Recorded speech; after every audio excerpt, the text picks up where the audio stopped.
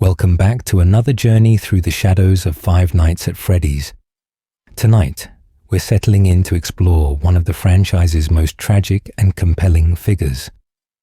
A character whose story threads through nearly every corner of this haunted universe, whose presence lingers in the prize corner's music box melody, whose tears mark both sorrow and an unbreakable determination to protect the innocent even in death.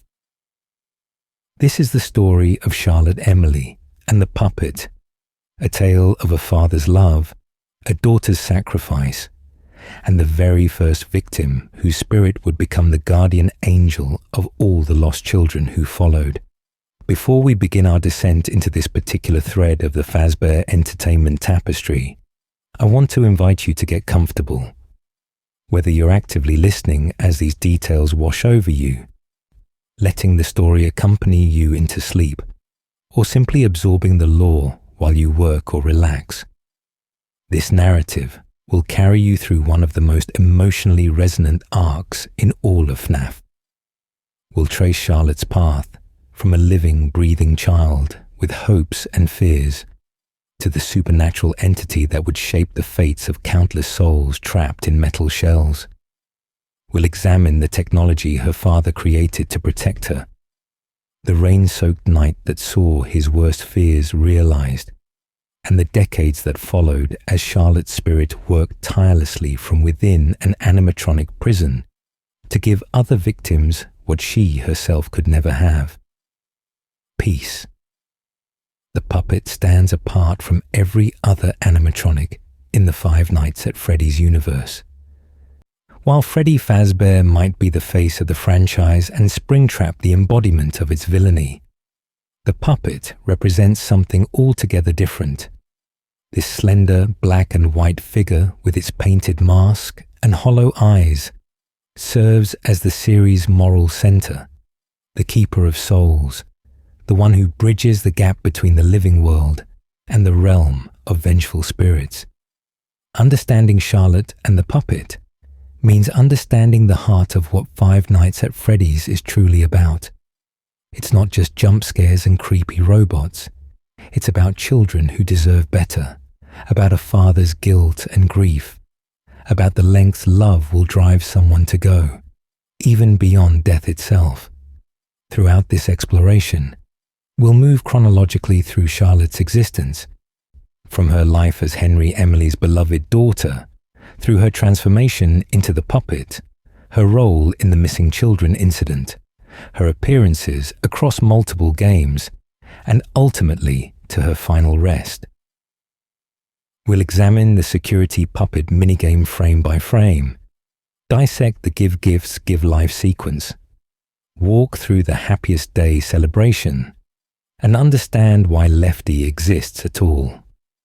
Each piece of this puzzle reveals layers of tragedy, determination, and the one constant that defines Charlotte Emily across every iteration: her fundamental need to protect others, to lift them up, to ensure that no child faces their darkness alone.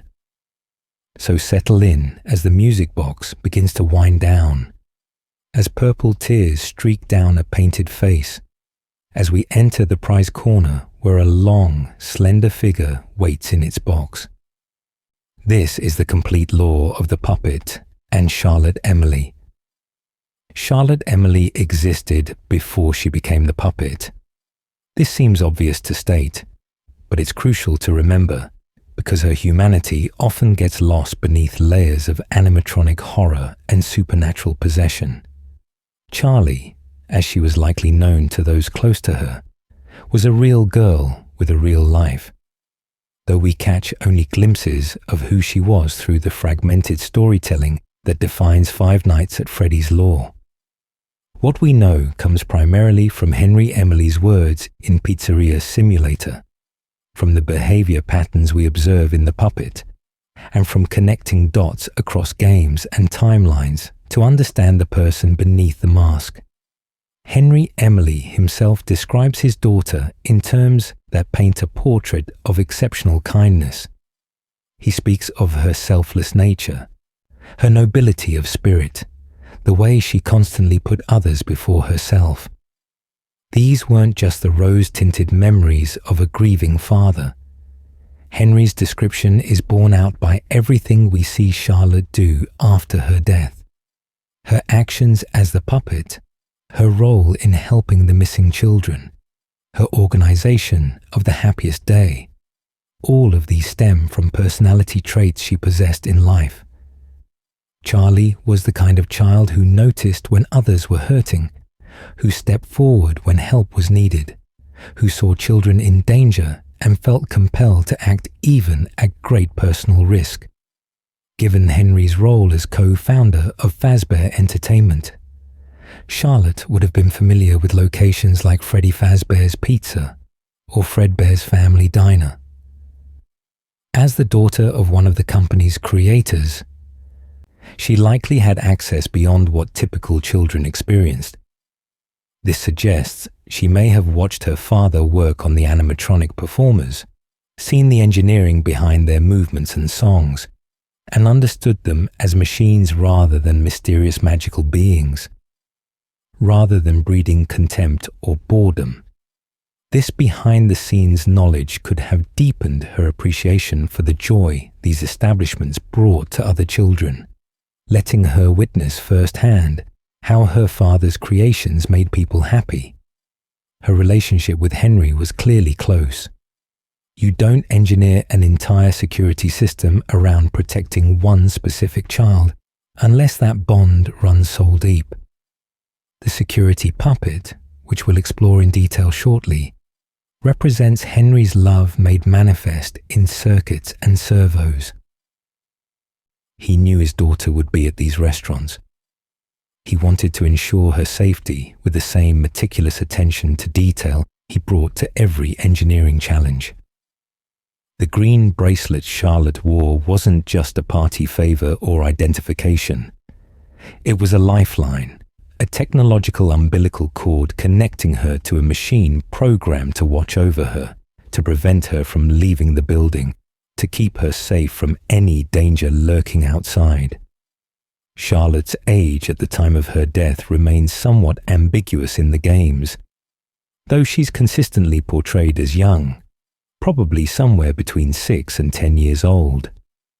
Old enough to have developed that selfless personality Henry remembered, young enough to still attend children's birthday parties at pizza restaurants, young enough that being locked outside in the rain would be genuinely frightening. She had dark hair, often depicted in pigtails in various minigame sprites and artwork. She wore that distinctive green security bracelet that would ultimately fail to save her. In the security puppet minigame, we see her standing outside the building, a small figure in the rain, jumping up and down trying to get someone's attention, trying to get back inside where it was safe and warm.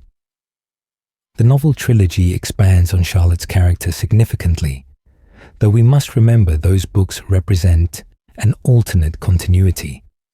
Still, the core traits remain consistent across versions.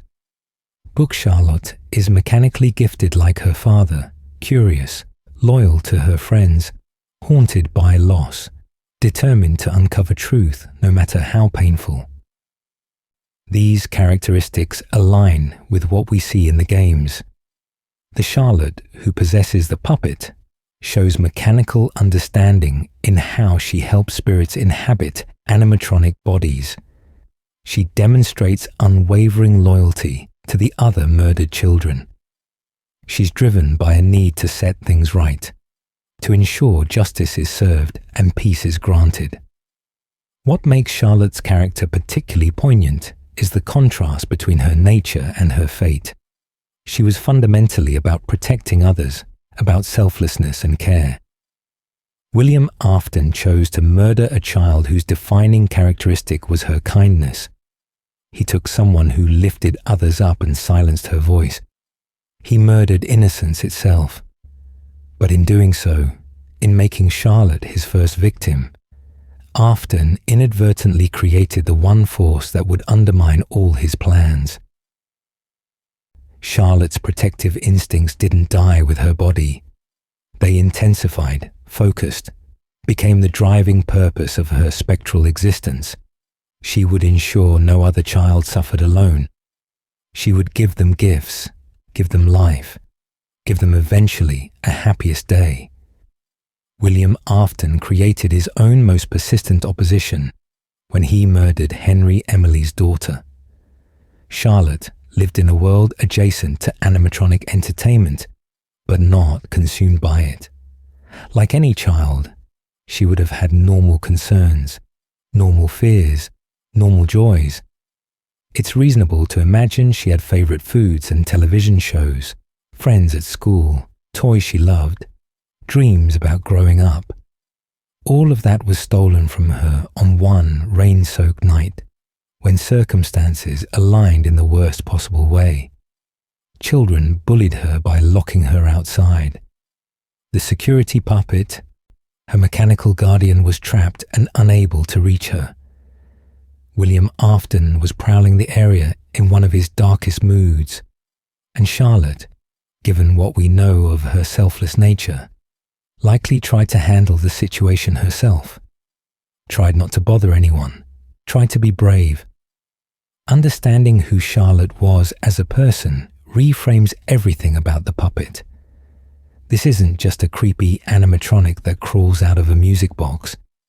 This is a child who loved and was loved, who died terrified and alone, who found herself bound to an animatronic body and chose to use that cursed existence to protect others. When we wind the music box in Five Nights at Freddy's 2, we're not just keeping a malfunctioning robot at bay. We're calming the spirit of a murdered child who spent decades watching over other victims. When we see the puppet's painted tears, we're looking at grief made visible, at sorrow that transcends death. Charlotte Emily deserves to be remembered as more than just another ghost in the machine. She was a person first, a daughter, possibly a sister to Sammy in some continuities, a child who embodied the best of what humanity could be. To understand Charlotte Emily's story, we must first understand her father, Henry Emily. He stands as one of the most important figures in the entire Five Nights at Freddy's mythology, yet he remains largely in the background until the very end. Unlike William Afton, who commands center stage through multiple games as both Springtrap and the malevolent force behind countless murders, Henry works from the shadows. He's the engineer, the creator, the co-founder of Fazbear Entertainment, whose genius made the animatronic performers possible. More importantly for our story, he's a father whose love for his daughter drove him to create unprecedented safety measures, whose grief over her loss consumed decades of his life, and whose final plan would free not just Charlotte, but all the trapped souls. Henry Emily and William Afton founded Fazbear Entertainment together, likely in the 1970s. These two men represented different aspects of innovation and showmanship. Henry was the mechanical genius, the engineer who could make metal sing and dance. He designed the spring-lock suits that allowed performers to wear animatronic shells. He created the main cast of characters that would become iconic. He understood robotics, programming, the marriage of form and function that makes an animatronic performer work. Henry built wonders. He made children smile through the magic of his mechanical puppets. But Henry's engineering skills extended beyond mere entertainment. He thought in terms of systems, of problems and solutions, of identifying potential dangers and neutralizing them through clever design. This mindset would eventually lead him to create the security puppet, a machine designed with one purpose: keep children safe. Henry looked at his restaurants, saw potential threats, saw how easy it would be for a child to wander outside or be taken by a stranger, and he engineered a solution. The security puppet represented preventive security made manifest. It wasn't meant to entertain. It was meant to protect. We can imagine Henry's personality through his creations and his eventual actions.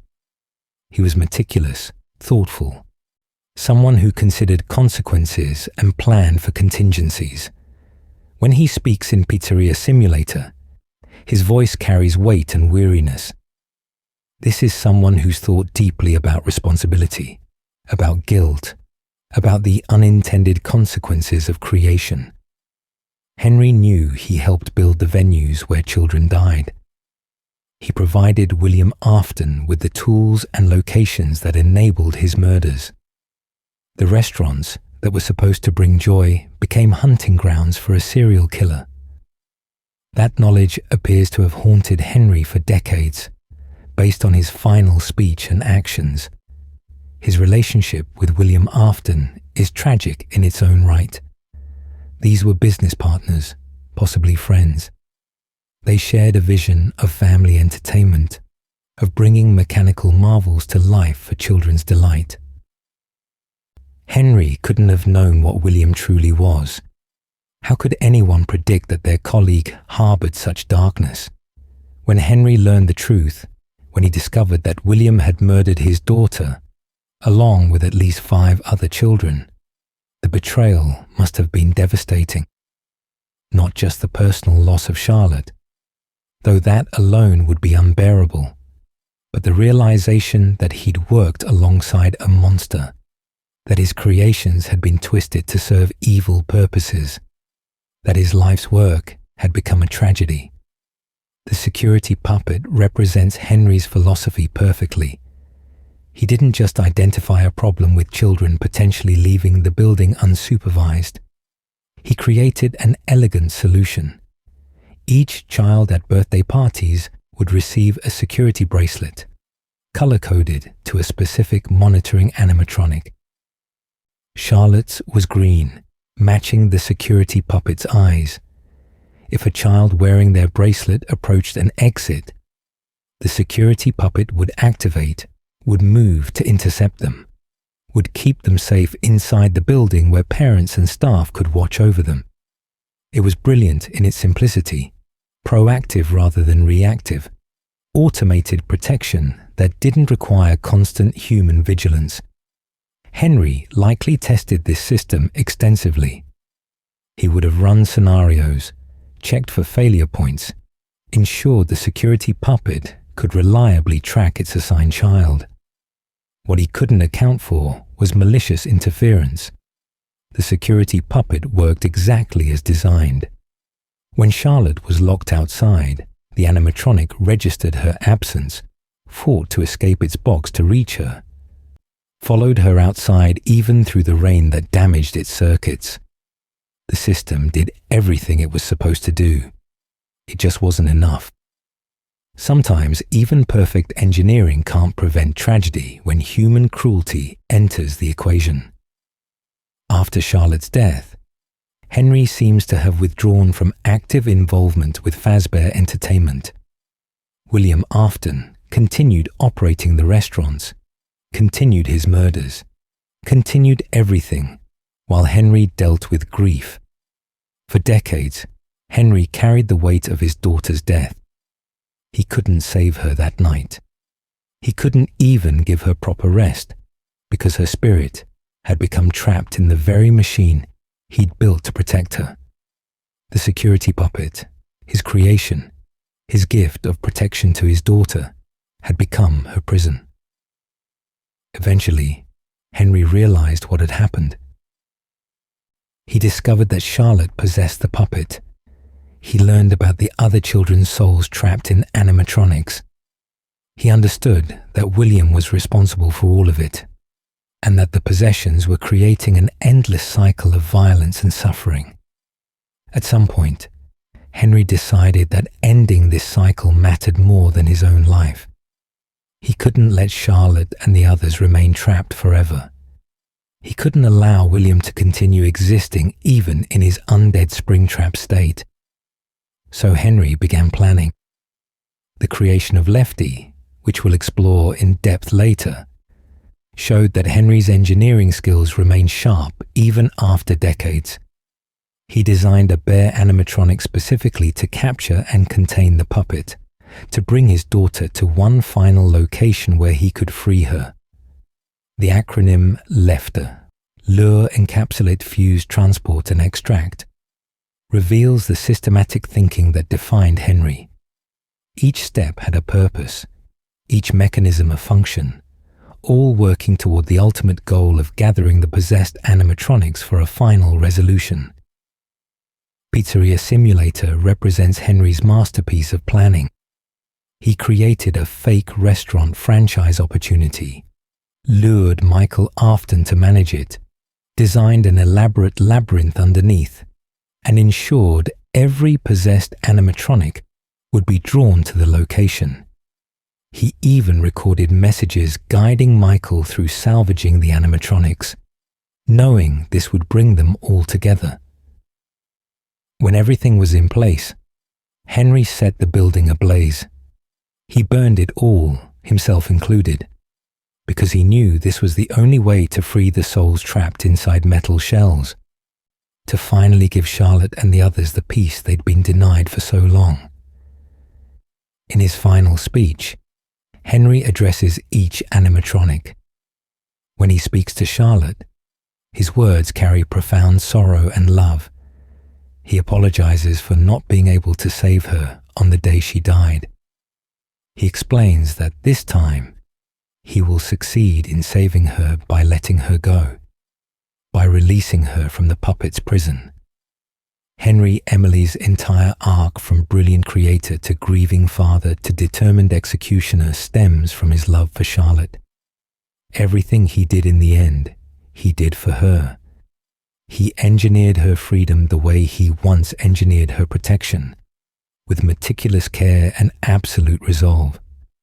Henry Emily represents the human heart of the Five Nights at Freddy's story, where William Afton embodies cruelty and obsession. Henry embodies love and responsibility. He made mistakes. He helped create the venues where tragedies occurred. But he never stopped trying to fix those mistakes, never stopped working toward making things right, even when it cost him everything. His final act was one of sacrifice, ensuring his daughter could finally rest, while taking responsibility for his role in creating the circumstances that led to her death and the deaths of so many others. Understanding Henry helps us understand why Charlotte acts as she does in the puppet. She inherited her father's protective instincts, his desire to keep children safe, his willingness to sacrifice himself for others. Like father, like daughter, both dedicated their existence to ensuring no one else would suffer as they had suffered. Henry gave Charlotte the security puppet to keep her safe. In death, Charlotte became the security for all the other lost children, keeping them together, helping them find peace, ensuring they weren't alone in the darkness. The security puppet stands as one of the most fascinating and tragic pieces of technology in the Five Nights at Freddy's universe. Unlike the entertainment-focused animatronics that sing and dance for children's parties, the security puppet served a singular, vital purpose: protecting children from leaving the building unsupervised. To understand Charlotte Emily's story, we must understand this machine in detail, how it worked, why Henry created it, and ultimately why it failed on the one night it mattered most. Let's start with the physical design. The security puppet shares many characteristics with the standard puppet that we encounter in Five Nights at Freddy's 2, but with crucial differences that reveal its original security function. In the Pizzeria Simulator minigame that reveals Charlotte's death, we see the security puppet before Charlotte's possession. It has a similar tall, slender build to the later puppet, the same basic body structure of a marionette-style animatronic. However, this early version lacks the distinctive purple tear streaks that would come to define the puppet's appearance. Those tears aren't original to the design. They appeared after Charlotte's possession, a visual manifestation of her sorrow made permanent on the animatronic's face. The security puppet wore what appears to be a jester's hat or cap in early depictions, giving it a slightly different aesthetic from the bare-headed puppet of later games. Its face still featured that white mask with painted features, the rosy cheeks, the lipstick smile. But the security puppet's eyes, those hollow spaces that would later sometimes show white pinpricks of light, glowed bright green. This wasn't just an aesthetic choice. The green glow served as a visual indicator that the animatronic was linked to the green security bracelet system, creating a clear connection between the child being monitored and the machine doing the monitoring. The security bracelet system Henry designed was elegantly simple. Children attending birthday parties at the pizzeria would receive colored wristbands, likely as standard party favors that doubled as safety measures. Charlotte's bracelet was green, matching the security puppet's eye color and establishing the link between child and protector. The bracelet would contain some form of RFID chip or similar tracking technology, constantly broadcasting its location to the security puppet. As long as Charlotte remained inside the building, the bracelet signal would register as safe, and the security puppet could remain dormant in its box. But if the bracelet approached an exit or left the premises, the security puppet would activate. The instructions displayed during the security puppet minigame spell out its prime directive clearly. Do not let your assigned child reach the exit. This single rule governed the animatronic's entire existence. It didn't need to entertain or interact with children in other ways. It had one job: keep the child with the matching bracelet inside where they'd be safe. We can imagine the security puppet stationed somewhere near the prize corner even back then, positioned optimally to intercept any child trying to leave through the front doors. Its gift box housing served as both storage and a launching point, keeping the animatronic out of sight until needed. The technology involved would have been fairly advanced for its time, likely the late 1970s or early 1980s when this occurred.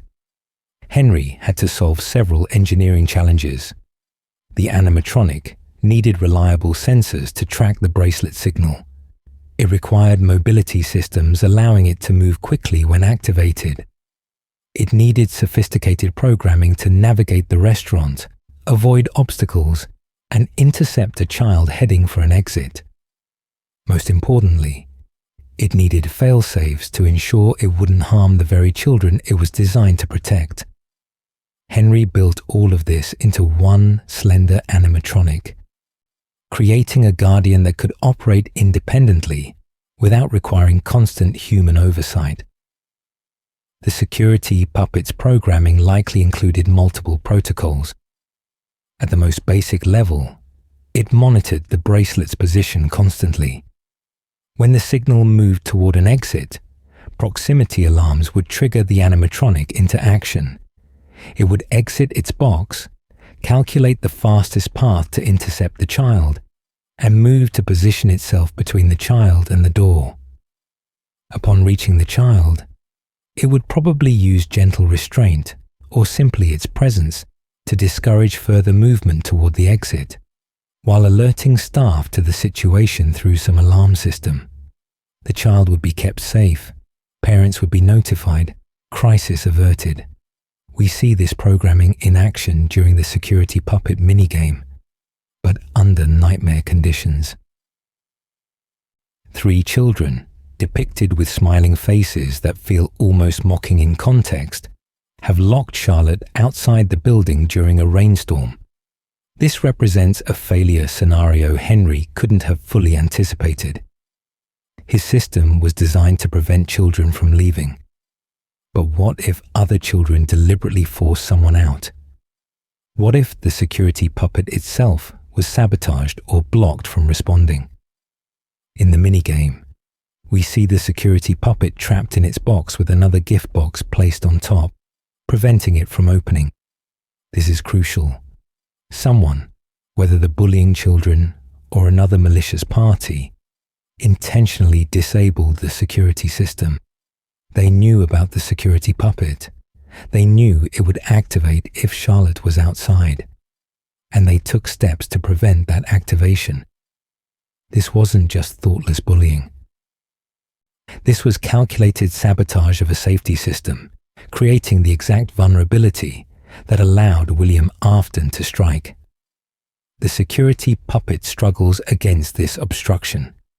In the minigame, we can see the gift box shaking, the animatronic fighting to fulfill its programming, to reach Charlotte, who is now outside in the rain, alone and increasingly distressed. Eventually, the security puppet breaks free. It escapes its containment and immediately begins moving towards Charlotte's location. The bracelet signal is leading it to her. The programming is executing exactly as designed. The security puppet is doing everything it was built to do. But by the time it reaches the exit, Charlotte has already faded away. The minigame shows her sprite becoming increasingly dim, jumping up and down trying to get someone's attention, clearly afraid and desperate.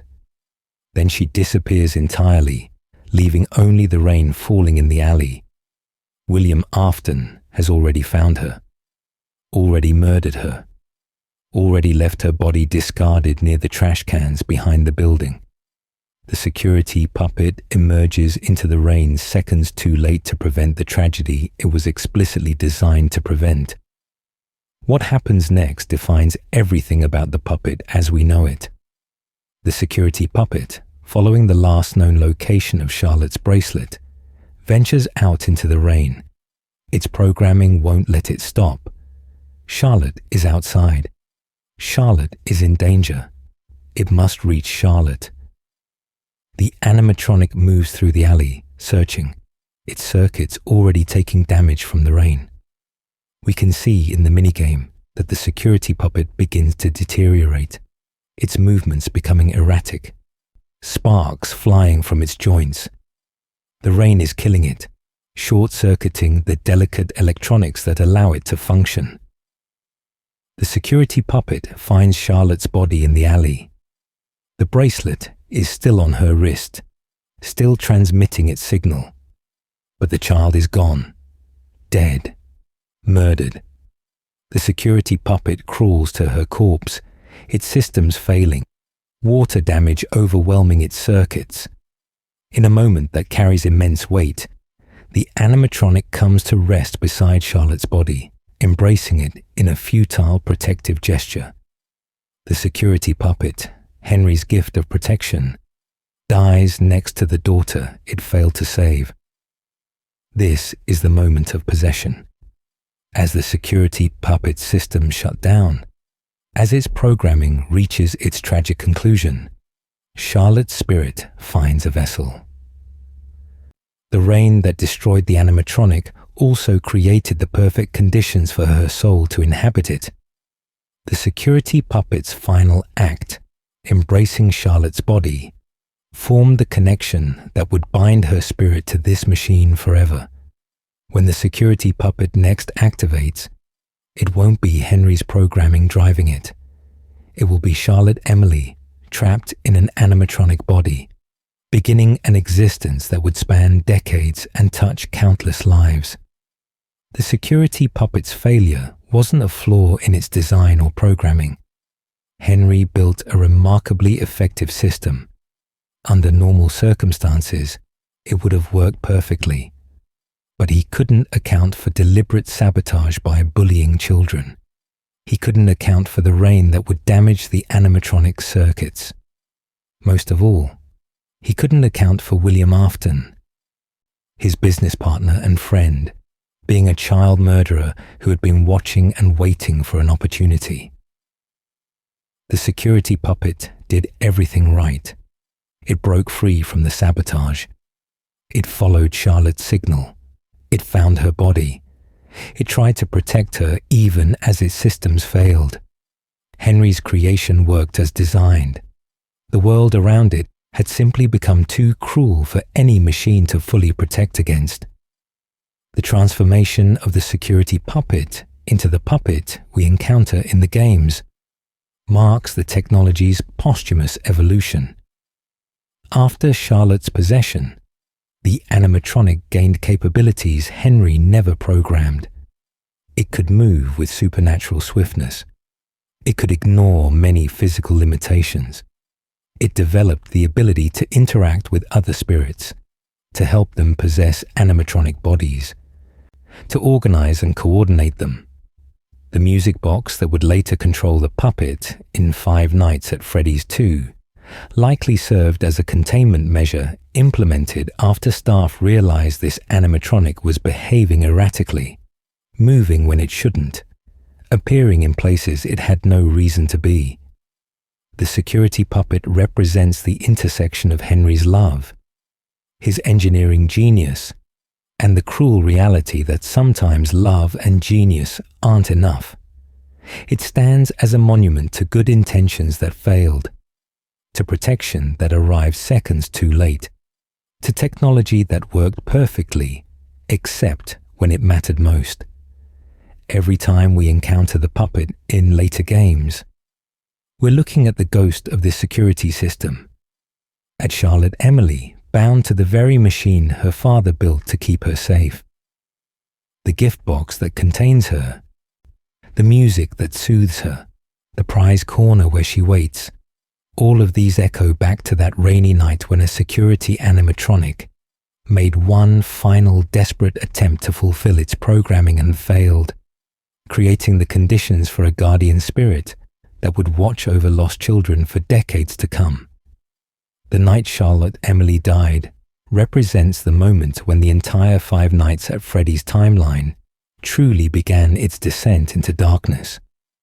Before this tragedy, Fazbear Entertainment was simply a family restaurant chain with innovative entertainment technology.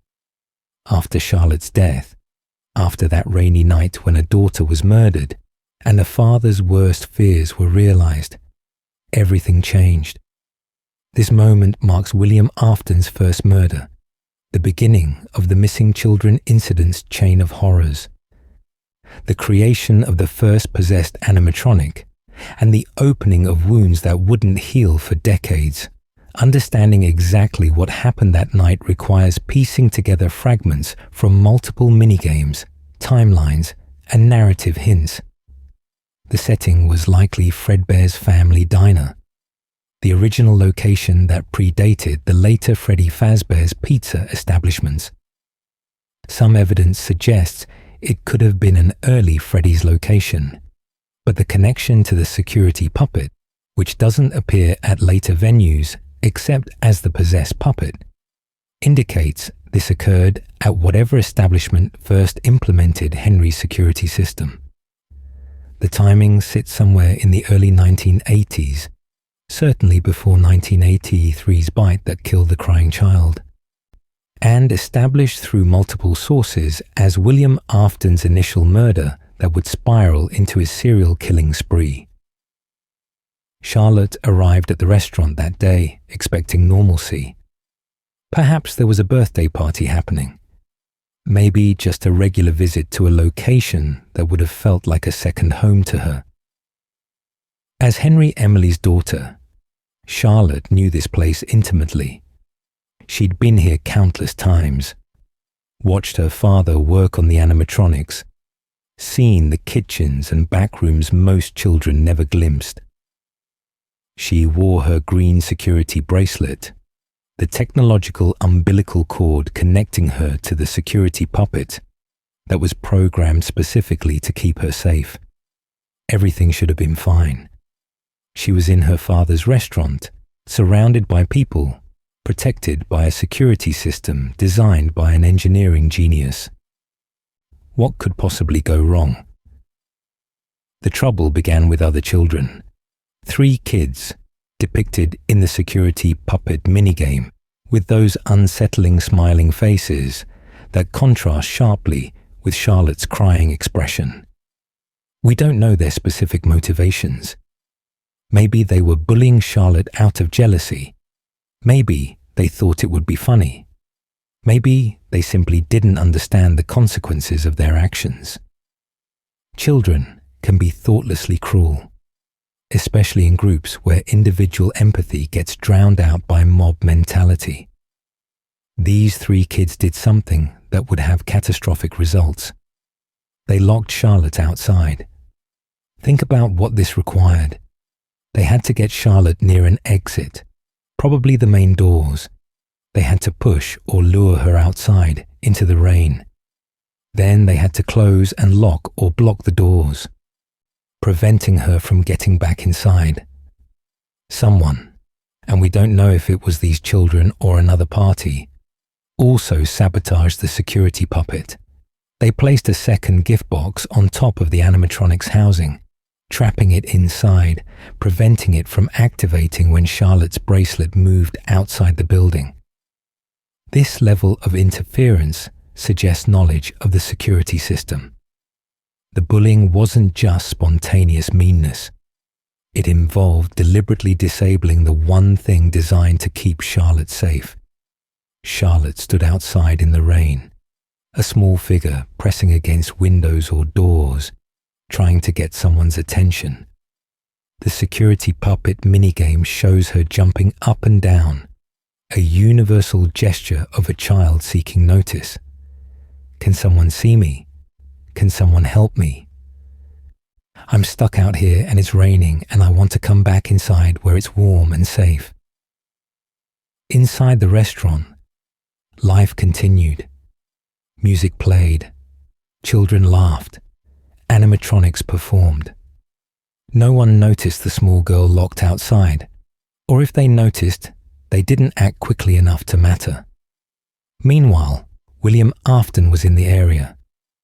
We see his purple car in the Take Cake to the Children minigame, which is closely connected to this event.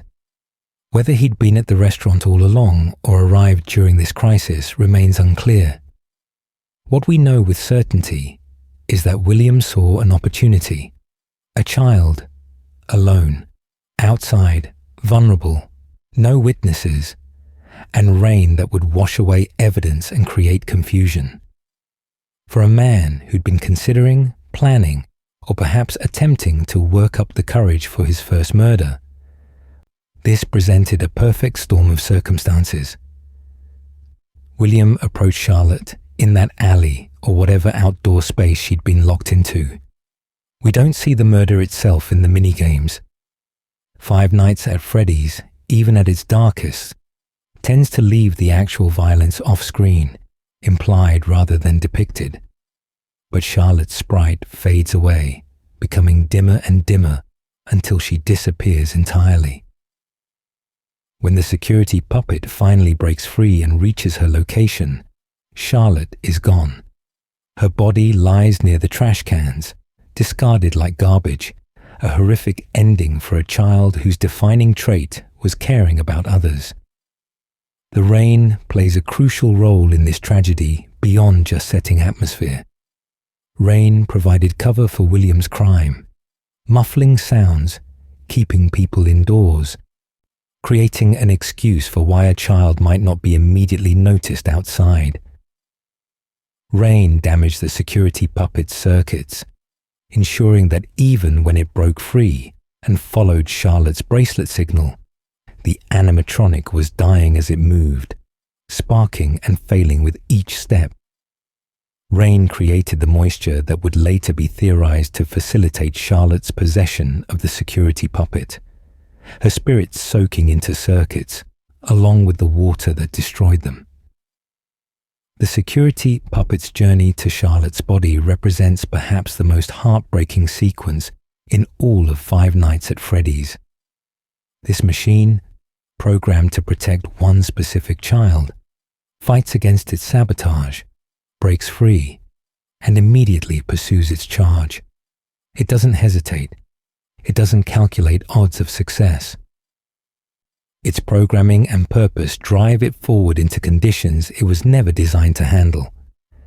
Every frame of the minigame where we control the dying security puppet, watching it spark and stutter as it moves through the rain, knowing Charlotte is already dead, knowing this desperate rescue attempt is doomed, hits with devastating emotional weight.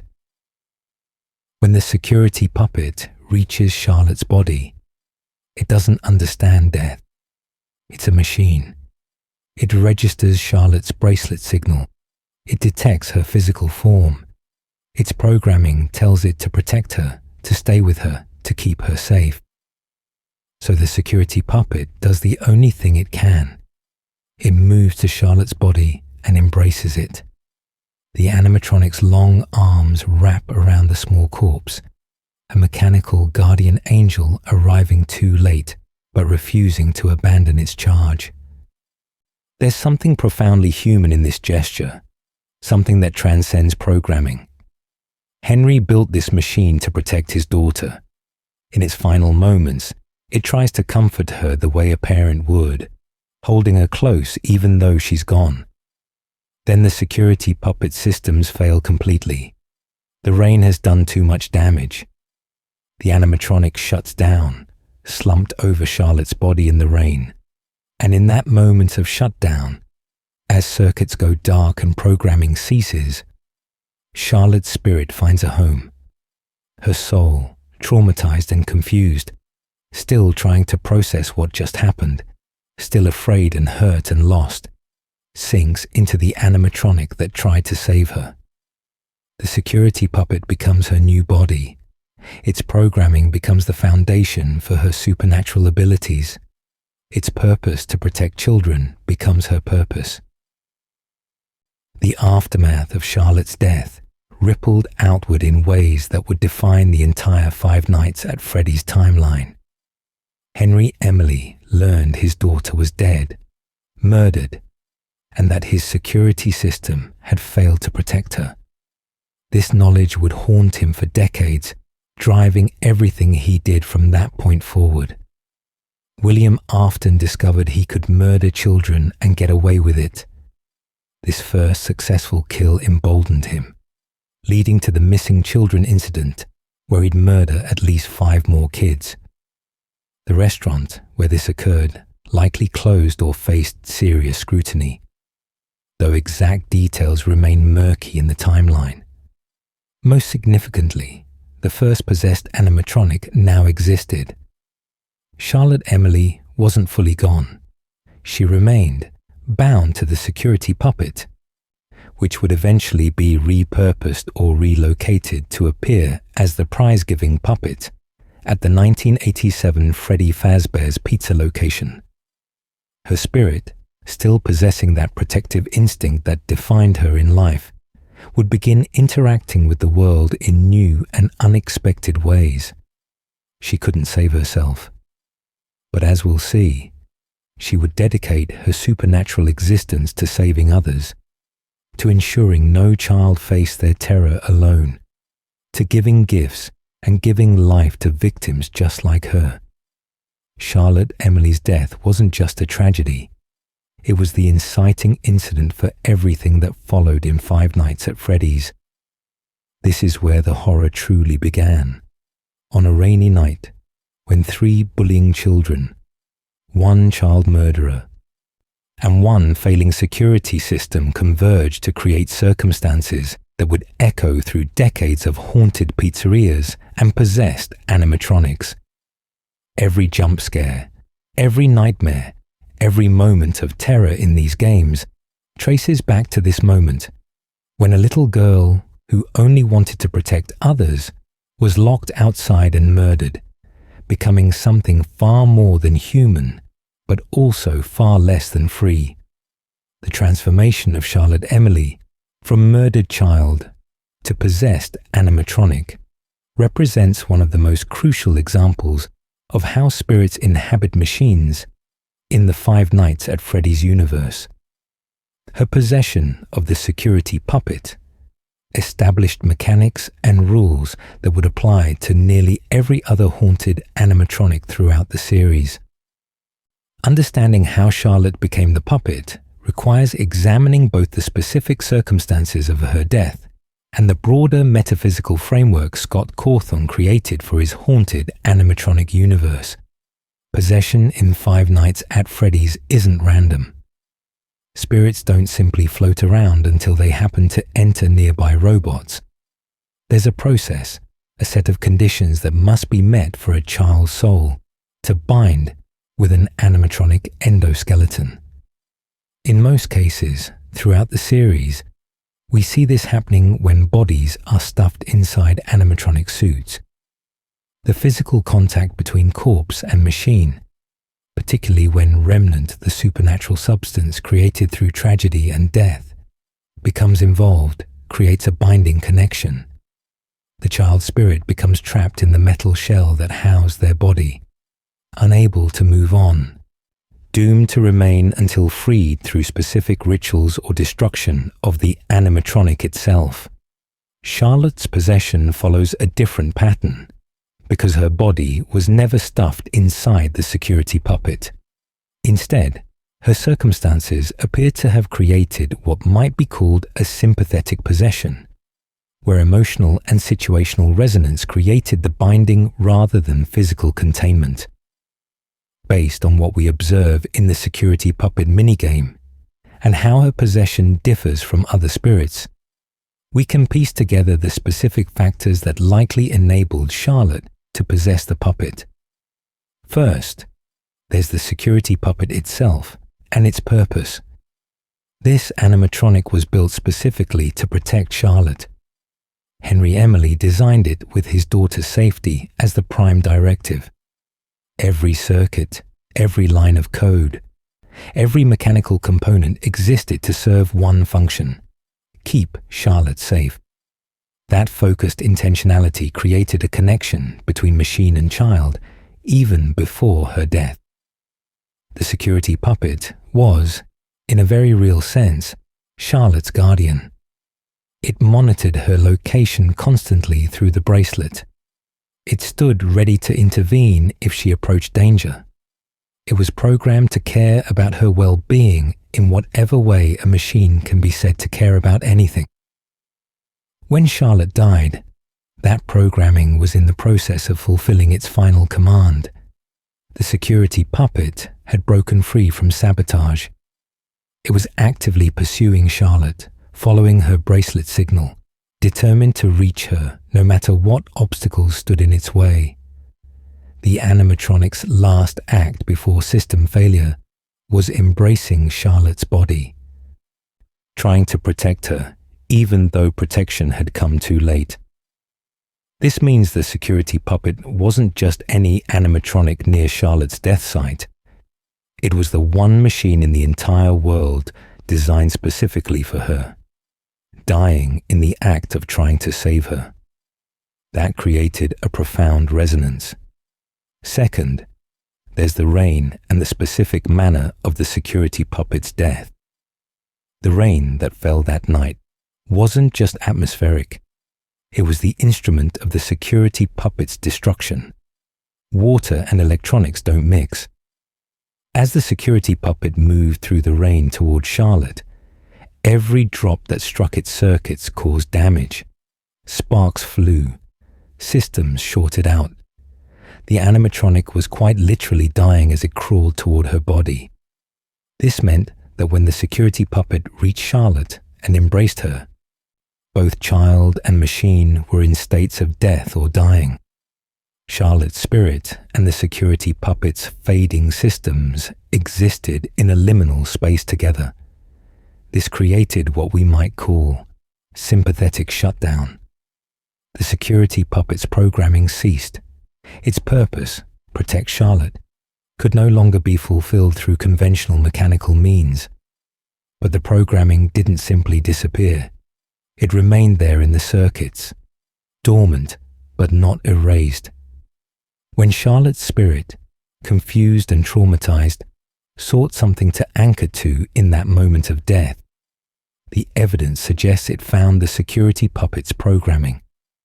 The machine's core directive, keep Charlotte safe, appears to have resonated with Charlotte's own protective instincts.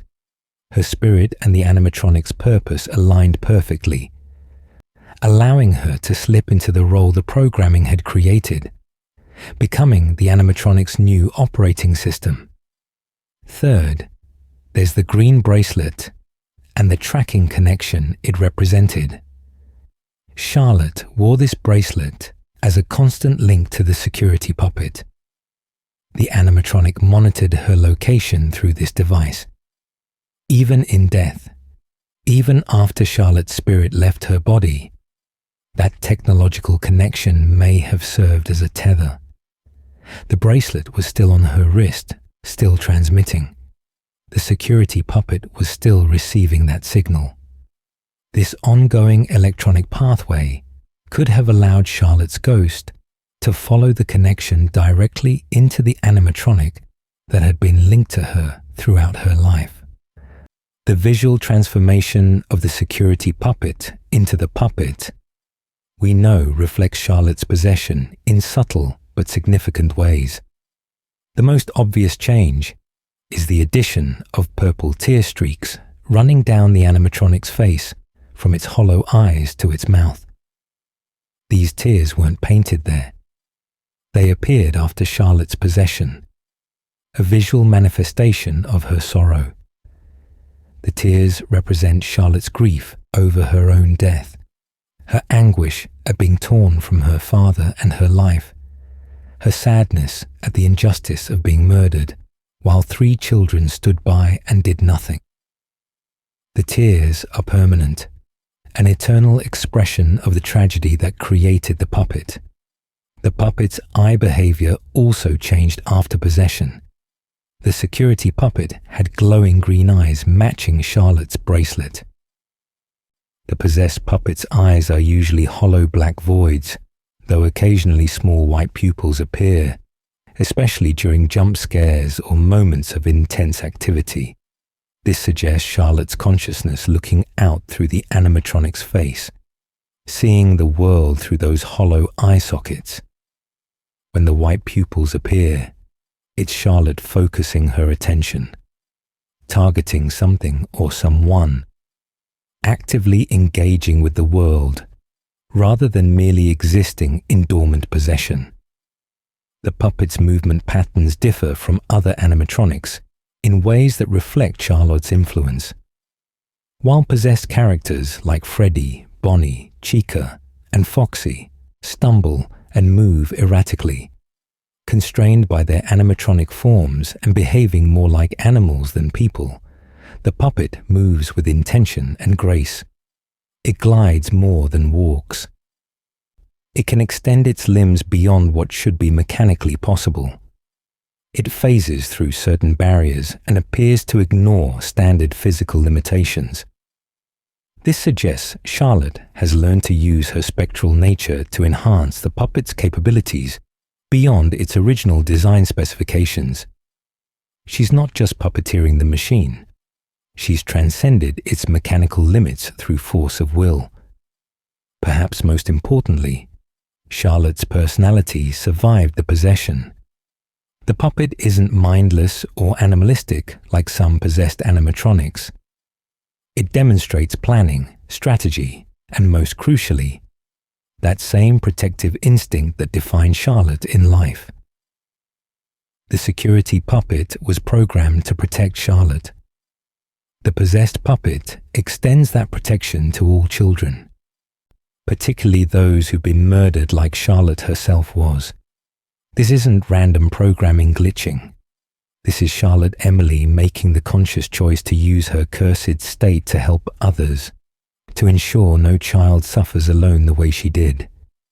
The mechanics of Charlotte's ongoing possession differ somewhat from other possessed animatronics, because she wasn't stuffed inside the suit. When William Afton killed the missing children and stuffed their bodies inside Freddy, Bonnie, Chica, and Foxy, those spirits became trapped by physical remains intermingled with machinery. Their bodies rotted inside the suits, becoming part of the animatronics themselves. This created a tight binding that was difficult to break. Charlotte's possession relies more on spiritual resonance and willing inhabitation. Her body was found and presumably buried. She chose to remain in the puppet, or perhaps couldn't leave due to the traumatic circumstances of her death and the security puppet's role in those final moments. This different type of possession might explain why Charlotte seems more aware and capable than other spirits. She's not trapped by physical remains. She's not confused by the dissolution of her body inside an animatronic shell. She's possessing the puppet as a ghost might possess any vessel, maintaining more autonomy and self-awareness because the binding is spiritual rather than physical. This allows her to interact with other spirits, to help them possess animatronics, to organize them and eventually guide them toward peace. Charlotte's possession is unique in the Five Nights at Freddy's universe, making her uniquely positioned to serve as the guardian and guide for all the other lost souls. The first possession established a template and a guardian. William Afton's later murders would create more possessed animatronics, but Charlotte was there first. She learned how possession worked by experiencing it.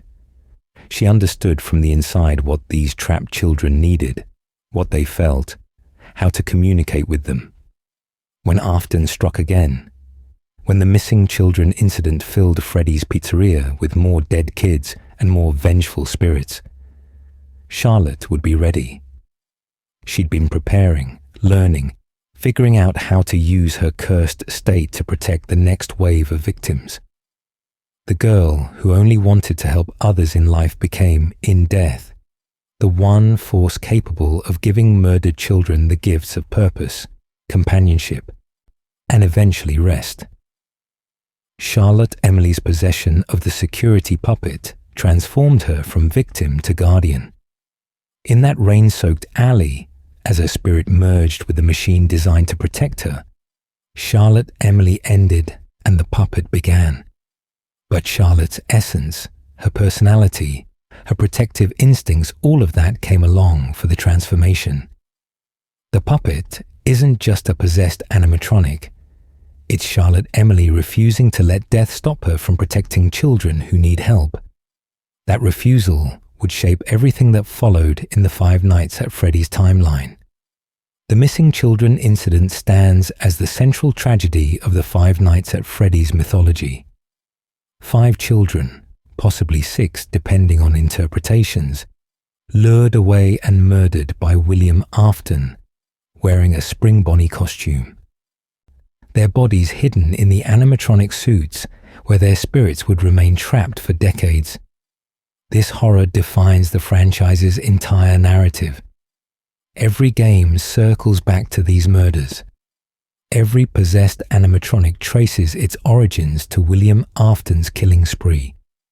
But while Afton committed the murders, it was Charlotte Emily, possessing the puppet, who gave these children their second chance.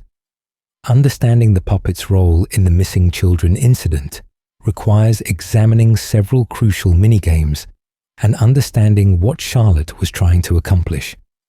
The missing children incident likely occurred in 1985 at one of the Freddy Fazbear's Pizza locations, after Charlotte's death, but before the events of Five Nights at Freddy's 2's 1987 setting.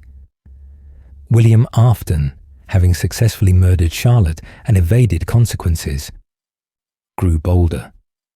He donned a Spring Bonnie suit, using the costume to appear friendly and trustworthy to children. One by one, he lured kids away from their parents, away from crowds, into back rooms where he killed them. The victims would become known by the names revealed in Pizzeria Simulator's ending: Gabriel, Jeremy, Susie, Fritz, and a 5th child, whose identity remains debated, but is often considered to be Cassidy.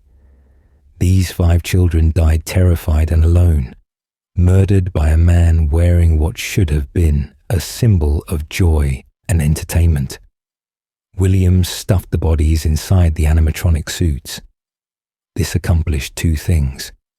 It hid the evidence, making the children's disappearances more mysterious and harder to investigate. More importantly, from Afton's perspective, it was an experiment. Having seen Charlotte possess the security puppet, William became fascinated with possession and the supernatural. He wanted to replicate the phenomenon, to create possessed animatronics deliberately. So he put the bodies inside Freddy, Bonnie, Chica, Foxy, and possibly Golden Freddy, creating the conditions for their spirits to bind with the machines that house their remains. This is where Charlotte enters the picture. The puppet was present at the location where the missing children were murdered. We see this in the Save Them minigame from Five Nights at Freddy's 2, where we control withered Freddy navigating a pizzeria filled with dead children while the puppet floats through the halls. The minigame spells out Save Them in letters that appear as we move, a desperate plea that echoes Charlotte's desire to help these victims. But in Save Them, Charlotte arrives too late to prevent the murders. The children are already dead. William Afton appears in the minigame, blocking our path, showing that he's still at the scene of his crimes. When the puppet encounters him, the minigame ends abruptly. Charlotte can't stop Afton. She can't save the children from death, but she can do something else. The Give Gifts, Give Life minigame shows us what Charlotte did for the missing children after their deaths. This minigame appears randomly after dying in Five Nights at Freddy's 2, and it's perhaps the most important sequence in understanding the puppet's role. We control the puppet in a simple room with 4 small figures representing dead children positioned in the corners. The top of the screen displays instructions. Give gifts. As we move the puppet to each child, a present appears next to them. This happens 4 times, 1 gift for each child, earning 100 points per gift. Throughout this sequence, letters appear spelling out "Help them." Charlotte's driving motivation made explicit. After all 4 gifts are given, the instruction changes to Give Life.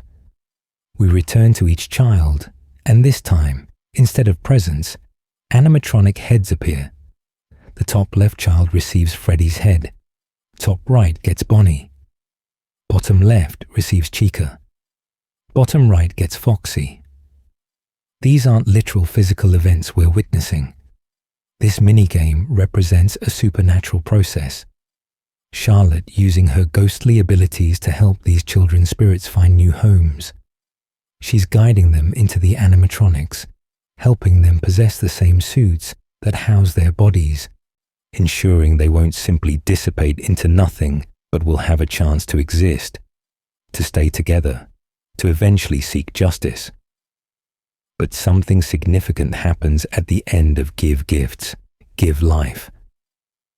After all 4 children receive their animatronic heads, a 5th child appears in the center of the room for exactly 1 frame, before Golden Freddy's jump scare ends the minigame. This mysterious 5th victim represents the child who would possess Golden Freddy, possibly Cassidy, and their treatment differs from the others. The puppet doesn't give this child an animatronic head in the minigame. Golden Freddy's possession seems to happen differently, perhaps without Charlotte's direct assistance, or perhaps it failed or was interrupted. This child's fate would become crucial to later FNAF lore, particularly their role in Ultimate Custom Night and their reluctance to move on. Charlotte's actions in giving gifts and giving life deserve deeper examination. What exactly was she trying to accomplish? Simply put, she was ensuring these children wouldn't be alone. Charlotte knew what it felt like to die, traumatized and confused. She knew the terror of having her life stolen by William Afton. When she found 5 more children suffering the same fate, Her protective instincts kicked in. She couldn't prevent their deaths, but she could stay with them, help them, guide them into a form of continued existence. By helping the children possess the animatronics, Charlotte gave them several things. She gave them companionship, keeping them together as a group, rather than letting them scatter or fade. She gave them purpose. Their possession of the animatronics would eventually lead to their aggression toward adults, particularly night guards, as they tried to identify and attack William Afton. She gave them a form, keeping their consciousness anchored to something physical, rather than dissipating into complete spiritual oblivion. Most importantly, she gave them hope that eventually, somehow, they might find justice and peace. The gifts that appear before the animatronic heads carry symbolic weight. What are these presents? They might represent Charlotte offering the children comfort, memories of happier times, tokens of their birthday parties, and innocent joys before Afton destroyed everything. They might symbolize the new existence she's giving them, wrapped in the metaphor of a gift box to make it seem less frightening.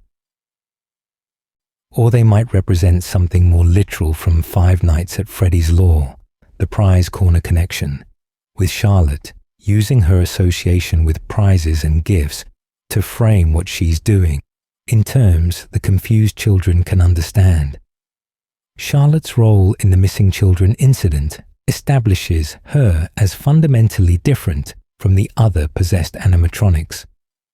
Freddy, Bonnie, Chica, and Foxy act on instinct, driven by confusion and rage. They attack indiscriminately, unable to clearly distinguish friend from foe. Golden Freddy haunts with mysterious intent, but the puppet demonstrates intelligence, planning, and continued protective behavior. Charlotte maintains her sense of self more completely than any other victim. This allows her to serve as a bridge between the living world and the dead children, between the horror of what happened and the eventual possibility of moving on. The puppet's actions also reveal something about possession mechanics in FNAF. Charlotte clearly has abilities beyond normal haunting. She can interact with other spirits. She can guide them into animatronics. She can communicate with them on some level. This suggests either that her unique possession circumstances granted her special abilities, or that she's simply more aware and capable than other spirits due to her personality and determination. Either way, Charlotte uses these abilities entirely for others' benefit. She doesn't seek revenge for herself. She doesn't hunt William Afton alone. Instead, she creates a community of victims, ensuring no one suffers in isolation, maintaining connections between the children even in their cursed state. The Save Them minigame's ending, where the puppet encounters William Afton and the game cuts to static, implies Charlotte tried to confront her killer. Perhaps she attempted to stop him from murdering more children. Perhaps she tried to attack him directly. The "you can't" message that appears when Afton touches the player suggests Charlotte was powerless to actually harm him or prevent his actions. This must have been devastating, possessing supernatural abilities, but still being unable to stop the man who murdered her and was now murdering more children.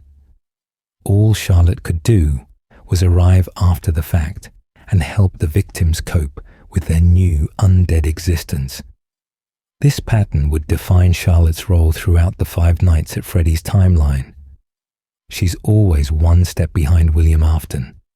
She can't prevent his crimes. She can't directly stop him, but she can clean up after him, help his victims, organize them, and eventually guide them toward the peace they deserve. It's a heartbreaking limitation. Charlotte wants to protect children. Her entire existence is driven by this need. Yet time and again, she arrives too late to save them from death. only in time to help them cope with what comes after. The relationship Charlotte builds with the missing children would sustain them through decades of torment. They're not just random spirits trapped in the same building. They're a family of sorts, with Charlotte as their protector and organizer. When we see the puppet in the later games, when we observe its behavior patterns, we're watching Charlotte maintaining her vigil over these children she helped, ensuring they stay together, working toward the day when she can give them something more than just life in animatronic prisons. She's working toward giving them peace, toward the happiest day when all of them can finally let go and move on. Charlotte Emily's transformation from murdered child to guardian spirit reaches its fullest expression in her role with the missing children. She became what she needed when she died alone and terrified. She became the protector, the helper, the one who arrives in your darkest hour and says, "You're not alone. I'll stay with you. I'll help you through this." The puppet's actions during and after the missing children incident established Charlotte as the heart of Five Nights at Freddy's, the one character motivated entirely by selfless love, the one soul whose curse she transforms into a blessing for others. Give gifts, give life, help them. These aren't just minigame prompts. They're Charlotte Emily's epitaph, her eternal mission, the purpose that sustains her through decades of spectral existence. The puppet's appearance in Five Nights at Freddy's 2 marks our first direct gameplay encounter with Charlotte Emily's possessed form. While earlier minigames hinted at the puppet's existence and role, FNAF 2 put players face to face with this uniquely terrifying animatronic. Understanding how the puppet functions in Five Nights at Freddy's 2 requires examining both the gameplay mechanics and the deeper lore implications of Charlotte's presence at the 1987 location. Five Nights at Freddy's 2 takes place at a newly renovated Freddy Fazbear's Pizza, a bright modern establishment that tried to distance itself from the tragedies at earlier locations. The toy animatronics, with their glossy plastic shells and facial recognition systems linked to criminal databases, represented the company's attempt to appear safe and high-tech. But the restaurant also kept the old animatronics, the withered versions of Freddy, Bonnie, Chica, and Foxy, relegated to the parts and service room to be used for spare components. More importantly for our story, the puppet was there, stationed in the prize corner, waiting in its music box prison. The prize corner exists in Cam 11 on the security camera system. It's a small room decorated with children's drawings, colourful walls, and the puppet's distinctive prize box sitting prominently in the frame. This is where Charlotte spends her nights, trapped in that box, held there by the music box mechanism that continually plays. The music serves as a containment measure. Though whether Fazbear Entertainment understood they were restraining a possessed animatronic or simply thought the puppet was malfunctioning is unclear. Either way, the system works. As long as the music box keeps playing, the puppet remains docile, contained in its box, no threat to anyone. But if the music stops, everything changes. The gameplay mechanic is simple, but anxiety-inducing. Players must regularly check Cam 11 and wind up the music box using a remote winding function. This takes time during which you can't watch other cameras or check vents. The music box gradually winds down throughout the night, its indicator bar depleting at a steady rate that increases as the nights progress. If the bar fully depletes, if the music stops completely, the puppet activates, and when the puppet activates, you're already dead. The puppet's attack pattern differs from every other animatronic in Five Nights at Freddy's 2. It doesn't travel through halls or crawl through vents. It doesn't appear in doorways where you can ward it off with a Freddy mask. Once the puppet leaves its box, it moves directly toward the office through some unseen path, ignoring all normal navigation routes. You can't see it coming on cameras. You can't predict its approach. The first and only warning you get is the puppet's music box theme beginning to play in the office, a haunting tune that signals your imminent demise.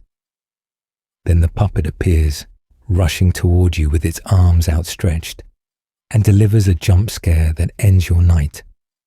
Crucially, the Freddy Fazbear mask that wards off other animatronics doesn't fool the puppet. Bonnie, Chica, Foxy, even the toy animatronics can be tricked by putting on the mask and pretending to be one of them. But Charlotte Emily possesses the puppet.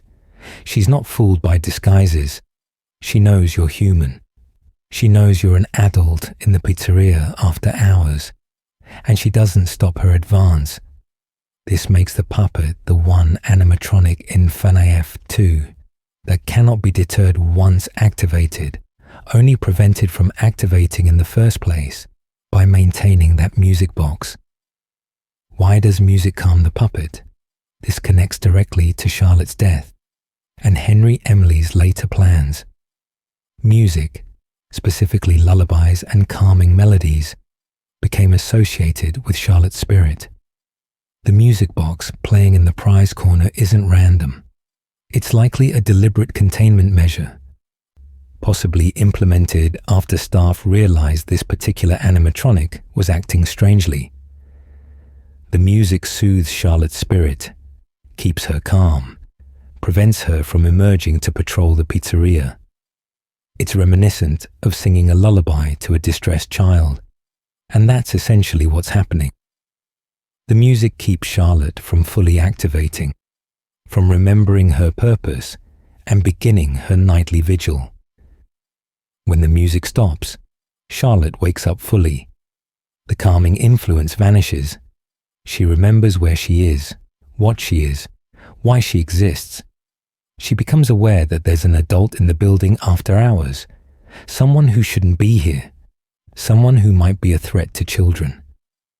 In her confused state, Charlotte might not distinguish between a night guard doing their job and William Afton prowling for victims.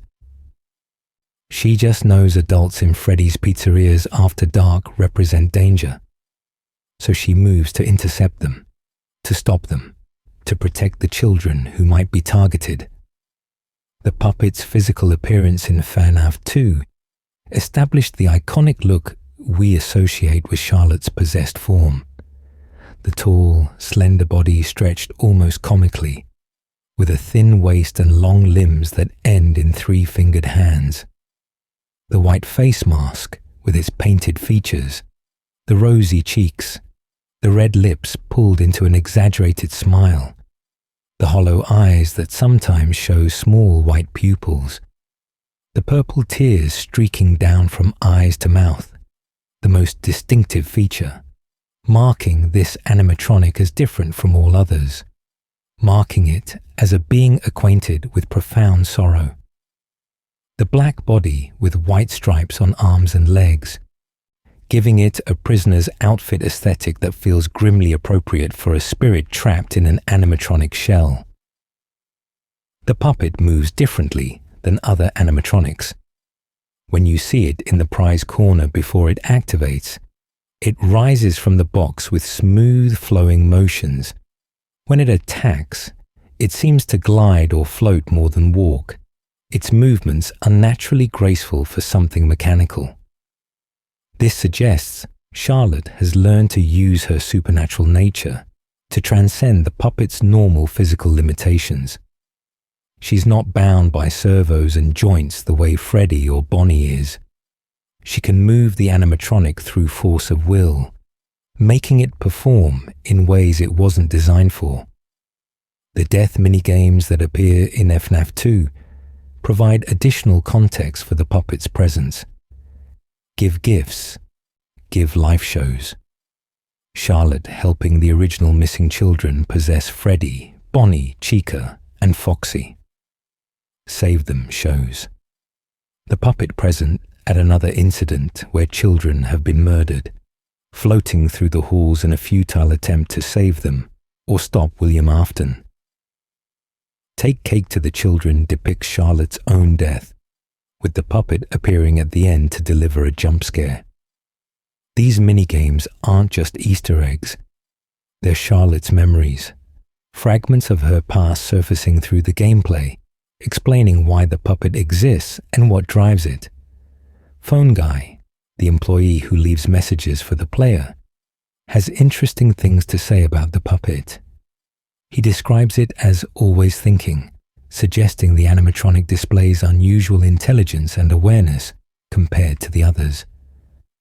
This makes sense if Charlotte's human consciousness drives the puppet rather than mere programming.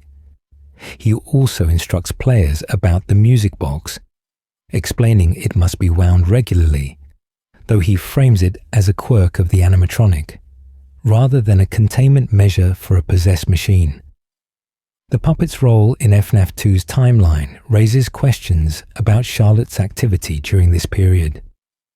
The 1987 location represented Fazbear Entertainment's attempt to move past earlier tragedies.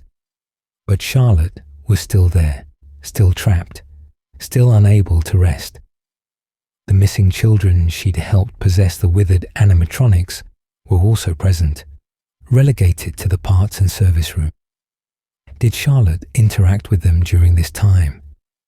Did she organize them, comfort them, plot eventual revenge against William Afton?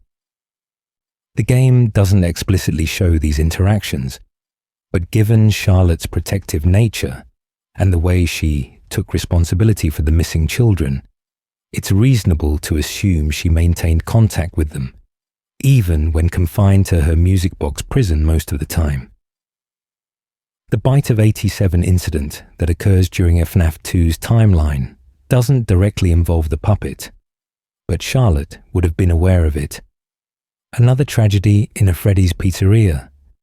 Another victim maimed or killed by animatronics.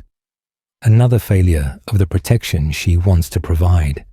The toy animatronics likely committed the bite, possibly influenced by the new murders William Afton committed during this period, the ones depicted in Save Them. Charlotte tried to stop those murders. The minigame explicitly shows this. But once again, she failed. Once again, children died while she watched helplessly. Once again, she could only help them after death, rather than preventing their deaths in the first place.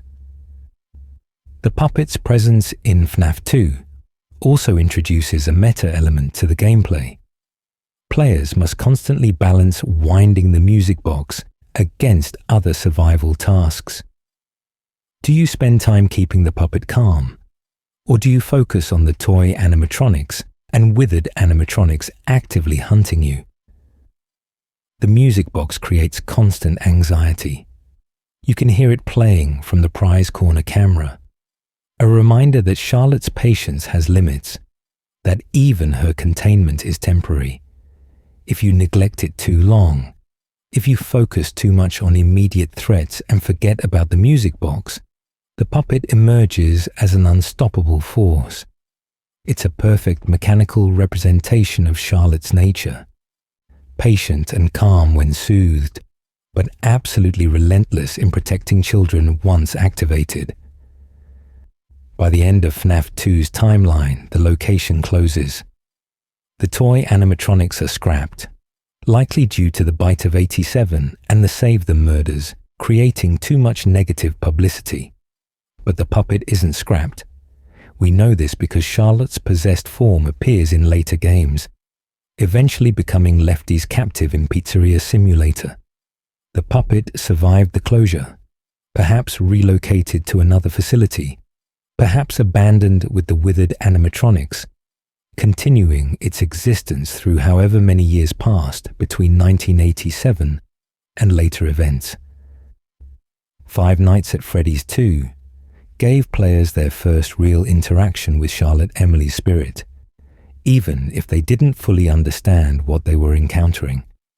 The music box, the prize corner, the unstoppable attack, the tear-stained face, all of it painted a picture of a tragic figure driven by protective instincts that transcended death. Charlotte couldn't save herself. She couldn't stop William Afton's continued murders. But she maintained her vigil, watched over children even in her trapped state, and waited for the day when she might finally help all the lost souls, including herself, find peace. The puppet in FNAF 2 is Charlotte at her most constrained, held back by music, confined to a box, unable to fulfill her purpose. Yet even in restraint, her presence shapes everything about the location. A guardian angel in an animatronic prison, waiting for the music to stop. After the events of Five Nights at Freddy's 2, the puppet's journey through the franchise becomes less direct, but no less important. Charlotte Emily's possessed form continues to exist and influence events across multiple games, though often in subtle ways or through references rather than direct gameplay encounters. Understanding the puppet's presence in FNAF 3 and beyond requires tracing both confirmed appearances and thematic connections that show Charlotte's ongoing role in the story. Five Nights at Freddy's 3 takes place approximately 30 years after Freddy Fazbear's Pizza closed, in a horror attraction called Fazbear's Fright, built to capitalize on the local legends surrounding the pizzeria chain. The attraction's creators scavenged relics from closed locations, trying to create an authentic experience of the infamous restaurant's darker history. Among the props and decorations glimpsed on camera feeds, the original puppet mask appears, suggesting Charlotte's physical form was recovered from storage or an abandoned location and put on display. The actual puppet animatronic doesn't attack the player in FNAF 3, but something else does: the Phantom Puppet. Phantom animatronics in FNAF 3 represent hallucinations or psychological manifestations, possibly triggered by prolonged exposure to Springtrap, or by breathing in smoke from numerous fires that have plagued Fazbear locations. The Phantom Puppet specifically appears when players stare too long at Cam 08, where a reflection of the original puppet can be seen standing in frame. If the player looks at this reflection too long, they're treated to a jump scare from the Phantom Puppet, a burned, hallucination-like version with bright white eyes. Unlike normal animatronics, the Phantom Puppet doesn't kill you. Instead, it causes audio and visual distortions, making it harder to survive Springtrap's attacks. The Phantom Puppet's nature raises interesting questions about Charlotte's state during FNAF 3. Is the Phantom simply a hallucination with no connection to Charlotte's spirit? Or does it represent some echo of her presence, her consciousness somehow lingering in the location, even though her actual animatronic body isn't active there? Given that the puppet mask appears at Fazbear's Fright, it's possible Charlotte's spirit maintains some connection to physical remnants of her possessed form. The Phantom could be Charlotte's way of interacting with events at Fazbear's Fright, limited to psychological manifestations rather than physical attacks. More importantly, FNAF 3 introduces the Happiest Day minigame, which we'll explore in exhaustive detail in the next section. This minigame, accessed by clicking on a puppet drawing visible on one of the camera feeds, represents Charlotte's ultimate purpose and her greatest achievement. It's her final gift to the missing children, the culmination of everything she'd been working towards since helping them possess animatronics years earlier. The Happiest Day doesn't take place during FNAF 3's gameplay in a literal timeline sense. It's more of a spiritual event, something Charlotte orchestrates for the children's souls, giving them the peace and closure they've been denied for so long. Freddy Fazbear's Pizzeria Simulator, also known as Five Nights at Freddy's 6, brings Charlotte's story toward its conclusion and reveals critical information about her fate. We learn through this game that the puppet has been captured by Lefty, a bear animatronic specifically designed by Henry Emily to contain and transport his daughter's possessed form. Throughout Pizzeria Simulator, if you salvage or purchase Lefty, the puppet is there inside it, contained but still active, still capable of attacking you during night shifts. The mechanics around Lefty center on heat and sound. Too much of either will agitate the puppet inside, eventually causing Lefty to hunt you down if you can't soothe it with the global music box. The global music box callback to FNAF 2's containment method makes perfect sense. Music calms Charlotte. Music keeps her from fully activating. Even trapped inside another animatronic shell, even years after the 1987 location closed, this method still works. It's both sad and somewhat beautiful that this connection remains, that the same lullaby-like melodies that pacified her in the prize corner still bring her peace in her final moments. The insanity ending of Pizzeria Simulator provides our deepest look at Henry's plan for Charlotte. Blueprints for Lefty appear on screen, revealing the animatronic's true name, Lefte, standing for lure, encapsulate, fuse, transport, and extract. Each word describes a function in Lefty's design.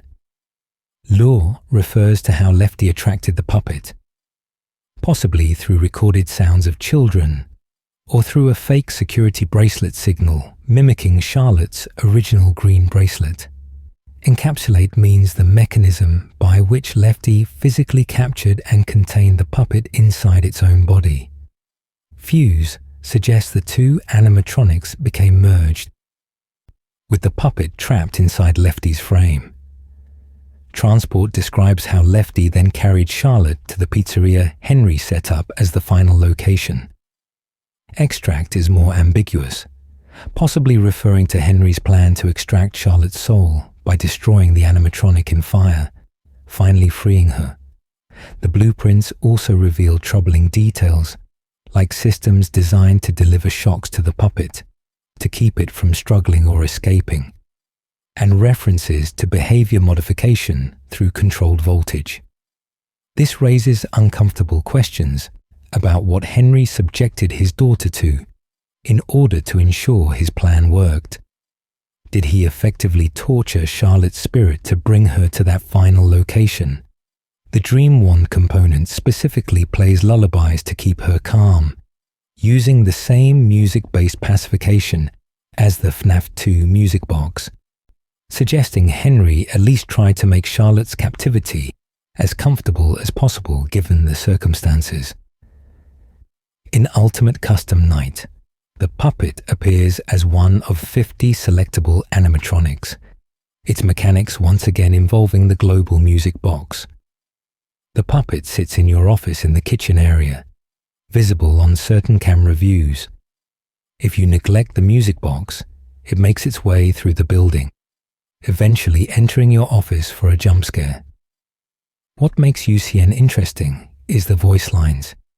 The puppet speaks, saying things like, "I don't hate you, but you need to stay out of my way," and "The others are like animals, but I am very aware." These lines, delivered in a child's voice, are almost certainly Charlotte speaking, giving us rare direct dialogue from her. These voice lines reveal Charlotte's continued awareness and intelligence. While other animatronics act on instinct and confusion, Charlotte remains self-aware, purposeful, understanding her situation. She doesn't hate the player, whether that's William Afton experiencing his personal hell or some other entity, but she won't let them interfere with her mission. The mention of the others being like animals, while she remains very aware, confirms that Charlotte's possession differs from the missing children's possessions. She maintained more of her humanity, more of her consciousness, making her uniquely qualified to guide and protect the others. There's ongoing debate about whether Ultimate Custom Night represents events happening to William Afton's soul, tortured by Cassidy, Golden Freddy in some purgatory, or if it's entirely non-canon gameplay with no timeline placement. If it is Afton's torment, then Charlotte's presence there makes sense. She helped organize this hell for him, helped Cassidy gather all the animatronics Afton had corrupted, ensured he'd face consequences for his crimes. Even in death, even after her own chance at freedom, Charlotte would participate in ensuring William Afton receives justice. Five Nights at Freddy's. Help Wanted brings the puppet back as part of its VR recreation of classic FNAF gameplay. The prize corner level recreates the FNAF 2 music box mechanic, tasking VR players with winding the box to keep the puppet at bay while managing other threats. This doesn't represent Charlotte's actual presence, since Help Wanted is established as a video game series within the FNAF universe created by Fazbear Entertainment for damage control. But it shows Charlotte's impact. She's such an iconic part of FNAF history that any recreation of the franchise's horrors must include the puppet and its music box. The puppet's mask appears in various places throughout later games and media, often as decorative elements or Easter eggs. But these appearances keep Charlotte's memory alive within the franchise. The Blob in Security Breach, an amalgamation of various animatronic parts, contains what appears to be the puppet's mask, among other recognizable elements, though whether this represents Charlotte's continued binding to the physical world or simply reused components is unclear. What becomes clear across FNAF 3 and beyond is that Charlotte's story doesn't end with her death, or even with her long years possessing the puppet. Her influence ripples through the entire franchise. She set the template for how possession works.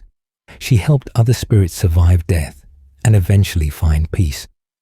She organized resistance against William Afton. She made possible the happiest day that would free the missing children.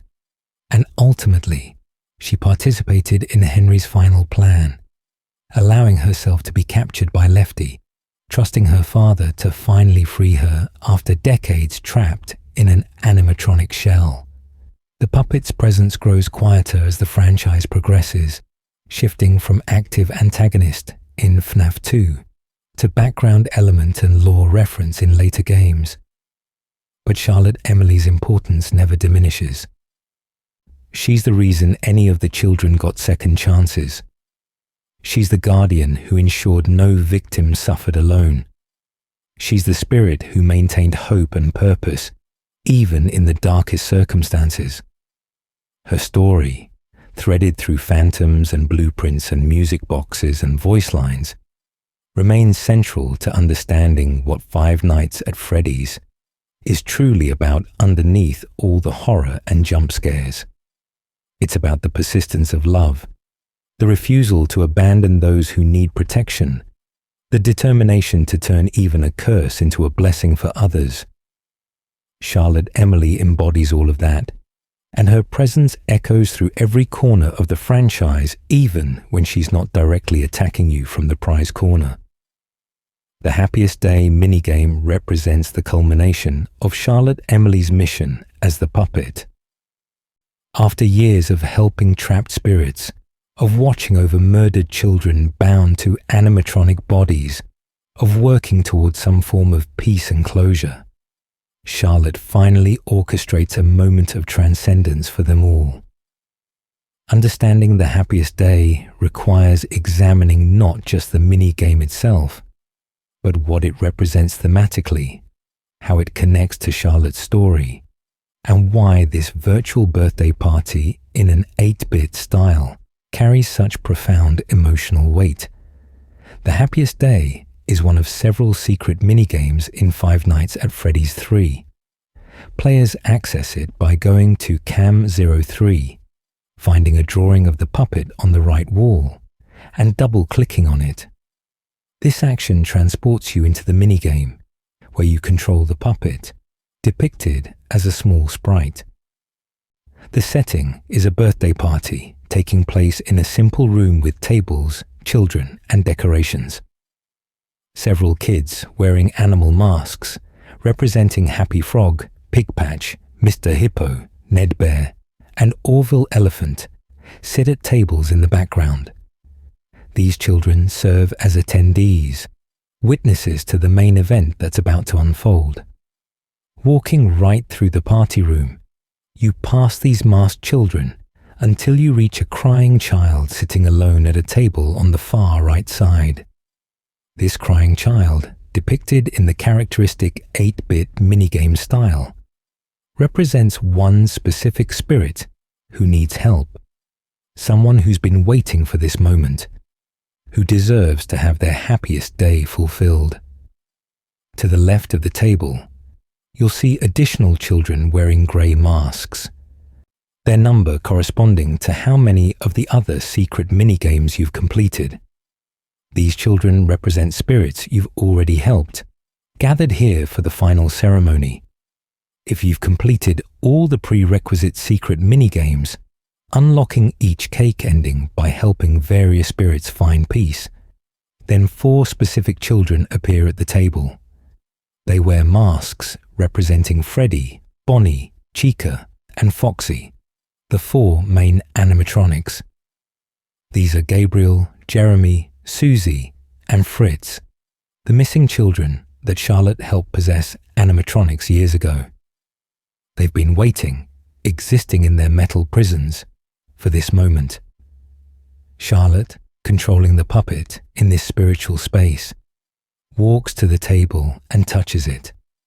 A cake appears on the table, materializing from nothing, a symbolic gift representing closure, celebration, the happy birthday these children never got to have.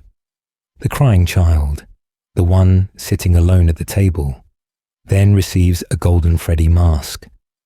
This represents Cassidy, the 5th missing child, the one whose possession of golden Freddy differed from the others, the one who might not have received Charlotte's help in the same way. Now finally, Cassidy is included in the celebration. All 5 children are together.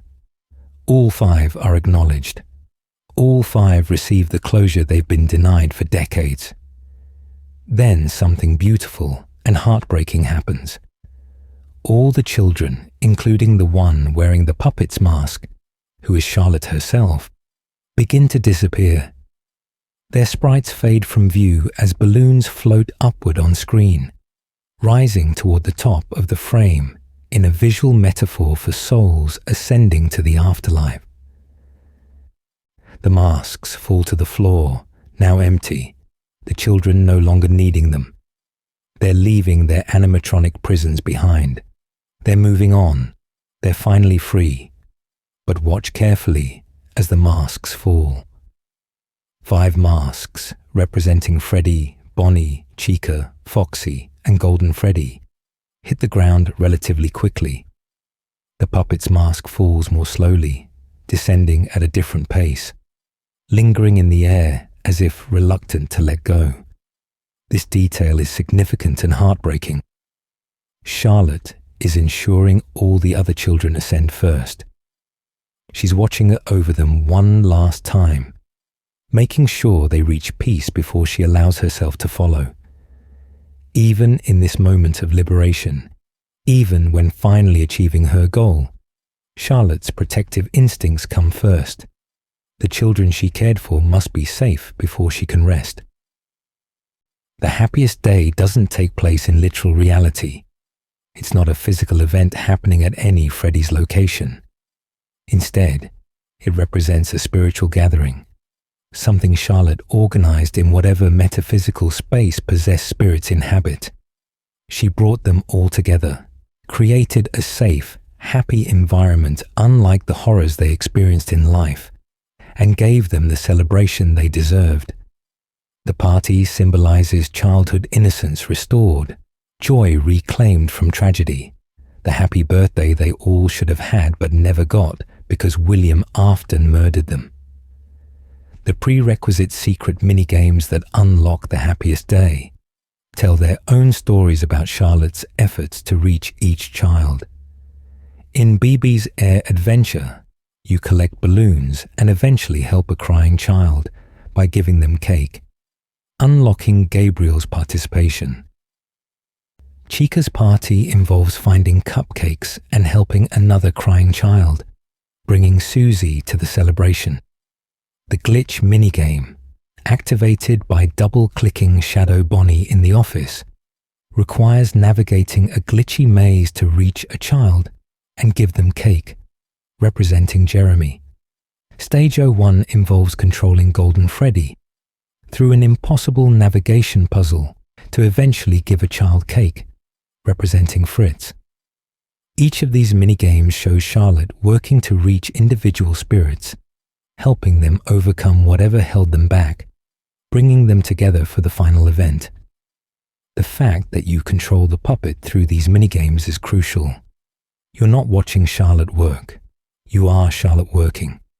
You're performing her mission, experiencing her effort to reach each child, facing the obstacles that stand between trapped spirits and peace.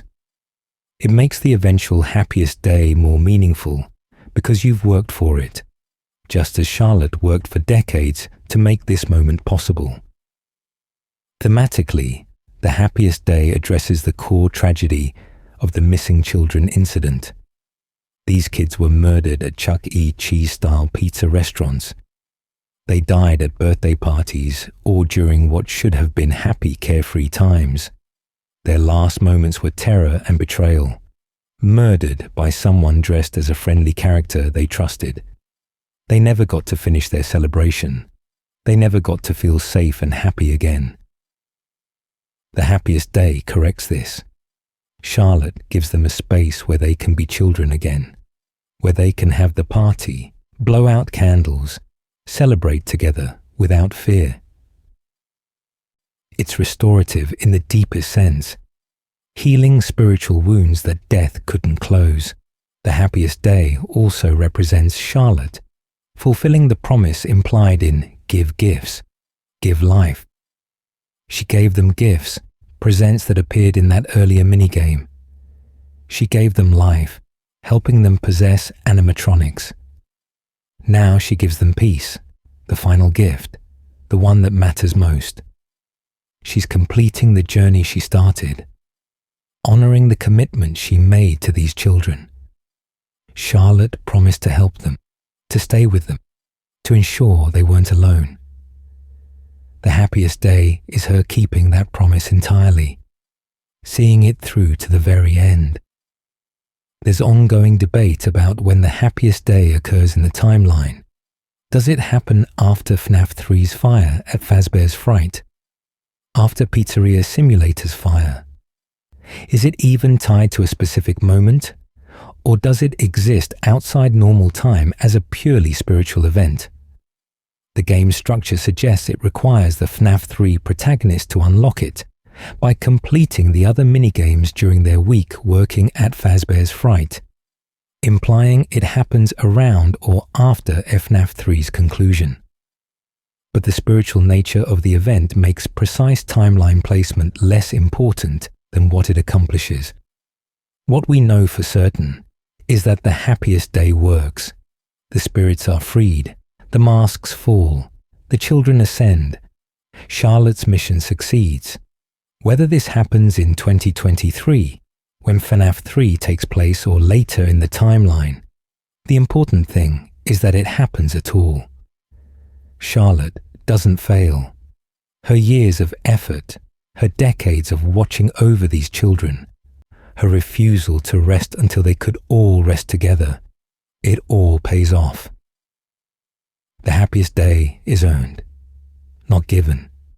It's the result of Charlotte's sustained love and dedication, manifesting in liberation for all of them. The image that concludes Pizzeria Simulator's good ending supports this. We see 6 graves on a hillside, simple markers with names: Gabriel, Jeremy, Susie, Fritz, and in the background, partially obscured, Cassidy. Charlotte's grave sits apart from and above the others, on a higher hill, overlooking them.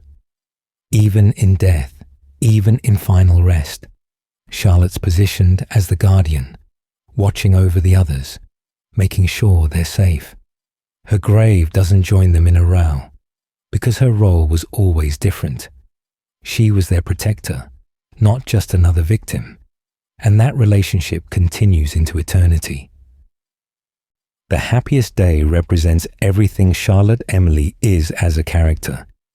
It's selfless. She organized this for others, not herself. It's protective. She ensured every child was safe and included before allowing herself to move on. It's determined this was the goal she worked toward for decades. It's loving. The entire event is an expression of love, giving these children what they deserved, what they needed, what she wished someone had given her. The Happiest Day is Charlotte's greatest achievement, her finest moment, the culmination of her transformation from murdered victim to guardian angel. When we think about the puppet in Five Nights at Freddy's, we're often thinking about the jump scares, the music box mechanic, the creepy design. But the Happiest Day reveals what the puppet truly represents: hope, purpose.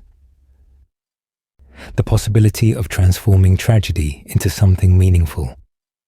The promise that even in the darkest circumstances, even when trapped and cursed and unable to save yourself, you can still make a difference for others.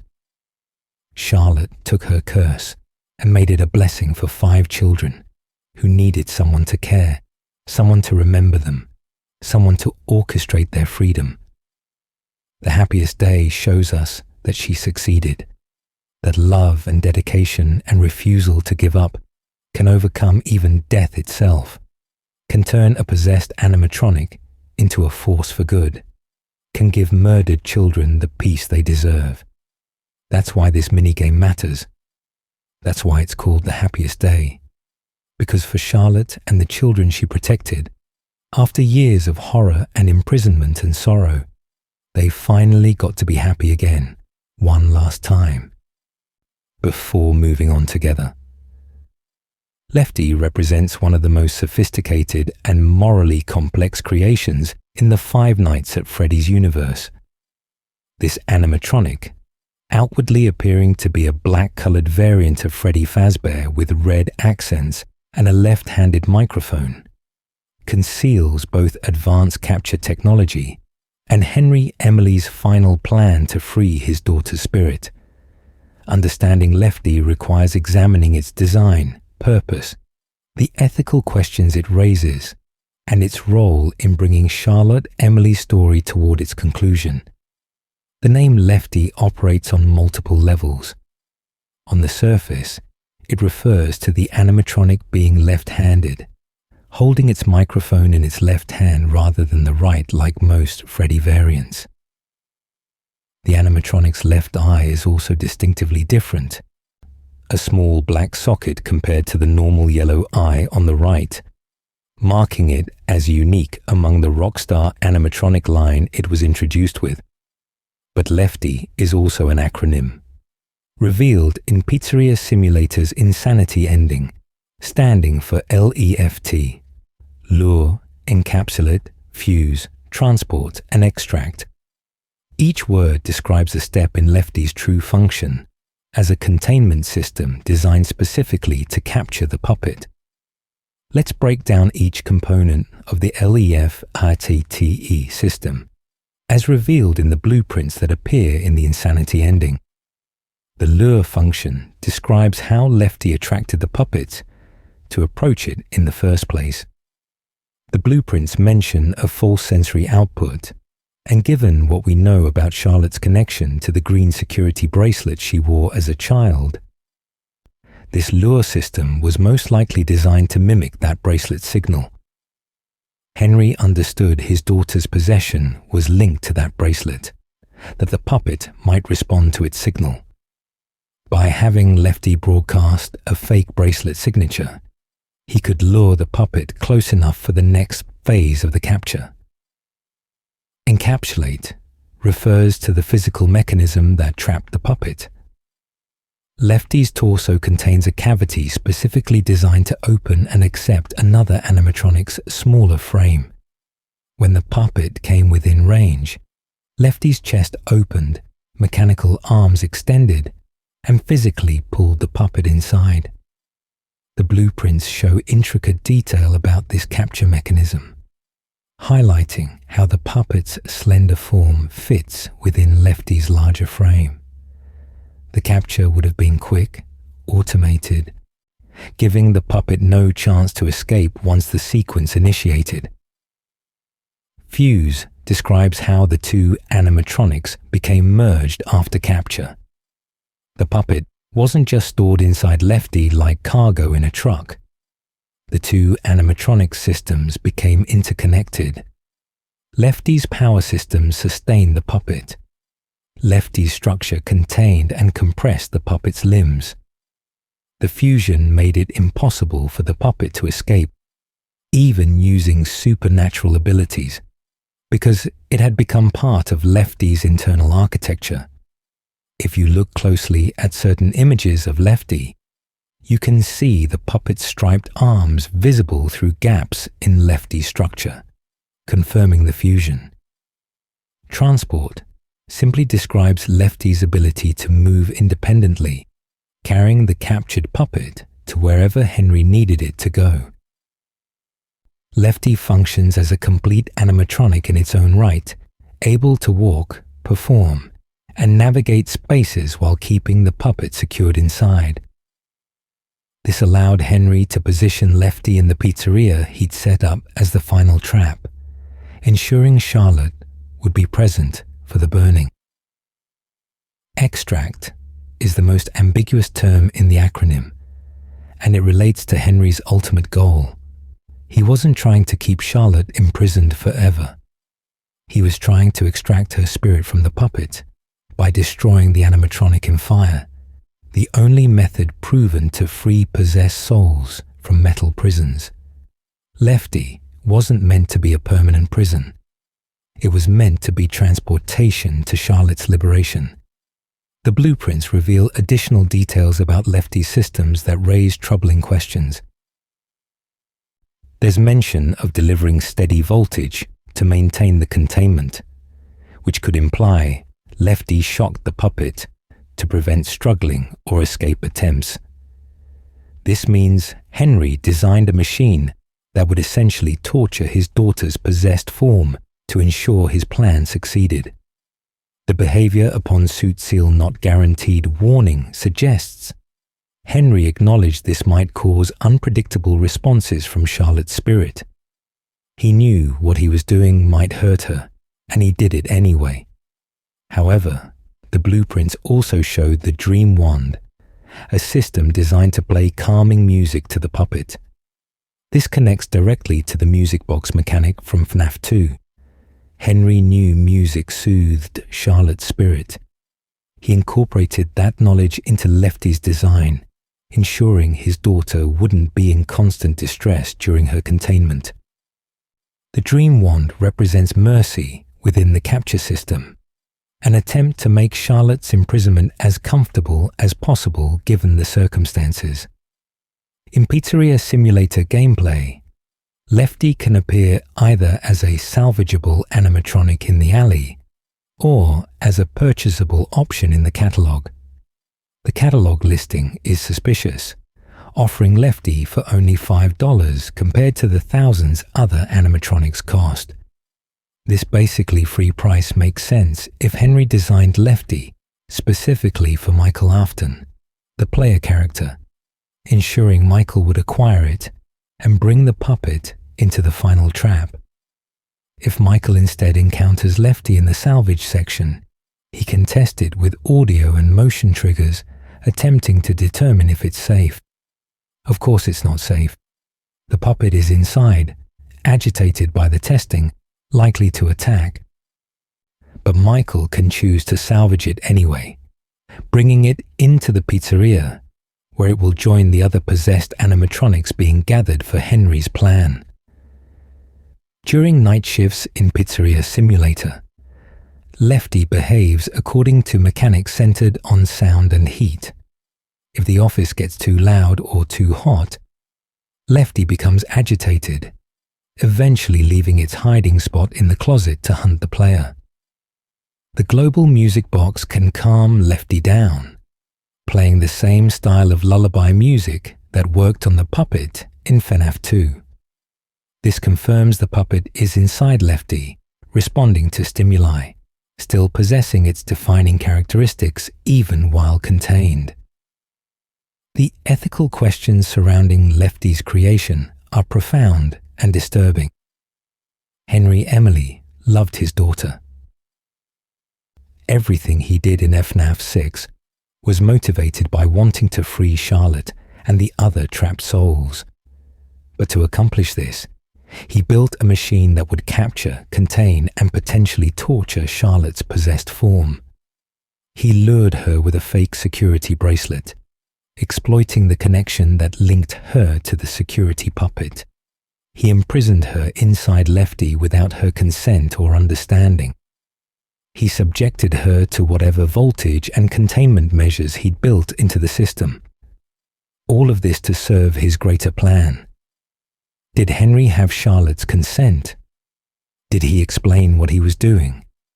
Could he even communicate with his daughter's spirit effectively enough to get permission? Or did he make an executive decision, determining that freedom through death was worth any temporary suffering the capture and containment might cause? The game doesn't answer these questions explicitly, leaving us to grapple with the moral complexity of a father who might have tortured his daughter to save her. From Henry's perspective, this might have been justified. Charlotte had been trapped as the puppet for decades, unable to rest, forced to watch over other spirits while unable to save new victims. Her existence was a kind of torture in itself. Henry probably reasoned that any pain from Lefty's containment would be brief compared to her decades of imprisonment, and that the ultimate result, freeing her spirit entirely, made the means acceptable. He might have believed Charlotte would understand, would forgive him, would recognize he was doing the only thing that could break her curse. From another angle, Henry's actions could be seen as deeply arrogant. Who was he to decide Charlotte needed to be freed? What if she wanted to remain as the puppet? She'd made that existence meaningful, helping other children, protecting spirits, organizing the happiest day. Maybe she found purpose in her cursed state. By forcing her into Lefty, by dragging her to the fire, Henry took away her choice just as much as William Afton did when he murdered her. He imposed his solution without asking if it was what she wanted. The ambiguity is likely intentional. Five Nights at Freddy's often presents morally complex situations where there are no clearly right answers, only choices made from imperfect knowledge with uncertain outcomes. Henry did what he thought was best with the tools and understanding he possessed. Whether Charlotte would have agreed or objected, we'll never know. What we do know is that his plan succeeded. Lefty served its purpose. Charlotte was present at the final fire. Her spirit was freed, as evidenced by the graveyard scene showing her at rest. Lefty's appearance in the final confrontation is significant. Among the animatronics gathered Scrap Baby containing Elizabeth, Molten Freddy containing the missing children's remnant, Scrap Trap containing William Afton, Lefty stands as Henry's deliberate contribution. While the others were lured by sounds of children or drawn by their own instincts, Lefty was built and positioned by Henry himself. Charlotte didn't choose to be there. Her father chose for her. Even in this final act, Henry maintained control over his daughter's fate, deciding what was best for her without her input. When Henry delivers his final speech before the fire, he addresses each animatronic. His words to Charlotte, speaking to his daughter trapped inside Lefty, carry immense emotional weight. He apologizes for not being able to save her on the day she died, acknowledging his failure to protect her from William Afton's attack. He explains that this time he will succeed in saving her, not by preventing her death, which is decades past, but by giving her freedom through the fire. He tells her there's a way out, planned for her specifically, though the specifics of this special exit remain ambiguous. Did Lefty have an escape mechanism? Or was the way out simply death itself? The fire's destruction offering escape from the animatronic prison. Henry's final words to Charlotte, his acknowledgement of past failures and determination to succeed this time, frame Lefty as an act of love despite its questionable methods.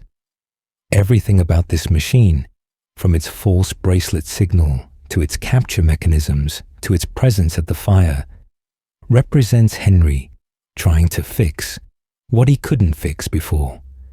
He couldn't stop Charlotte's murder. He couldn't prevent her possession. He couldn't give her peace while she was trapped as the puppet.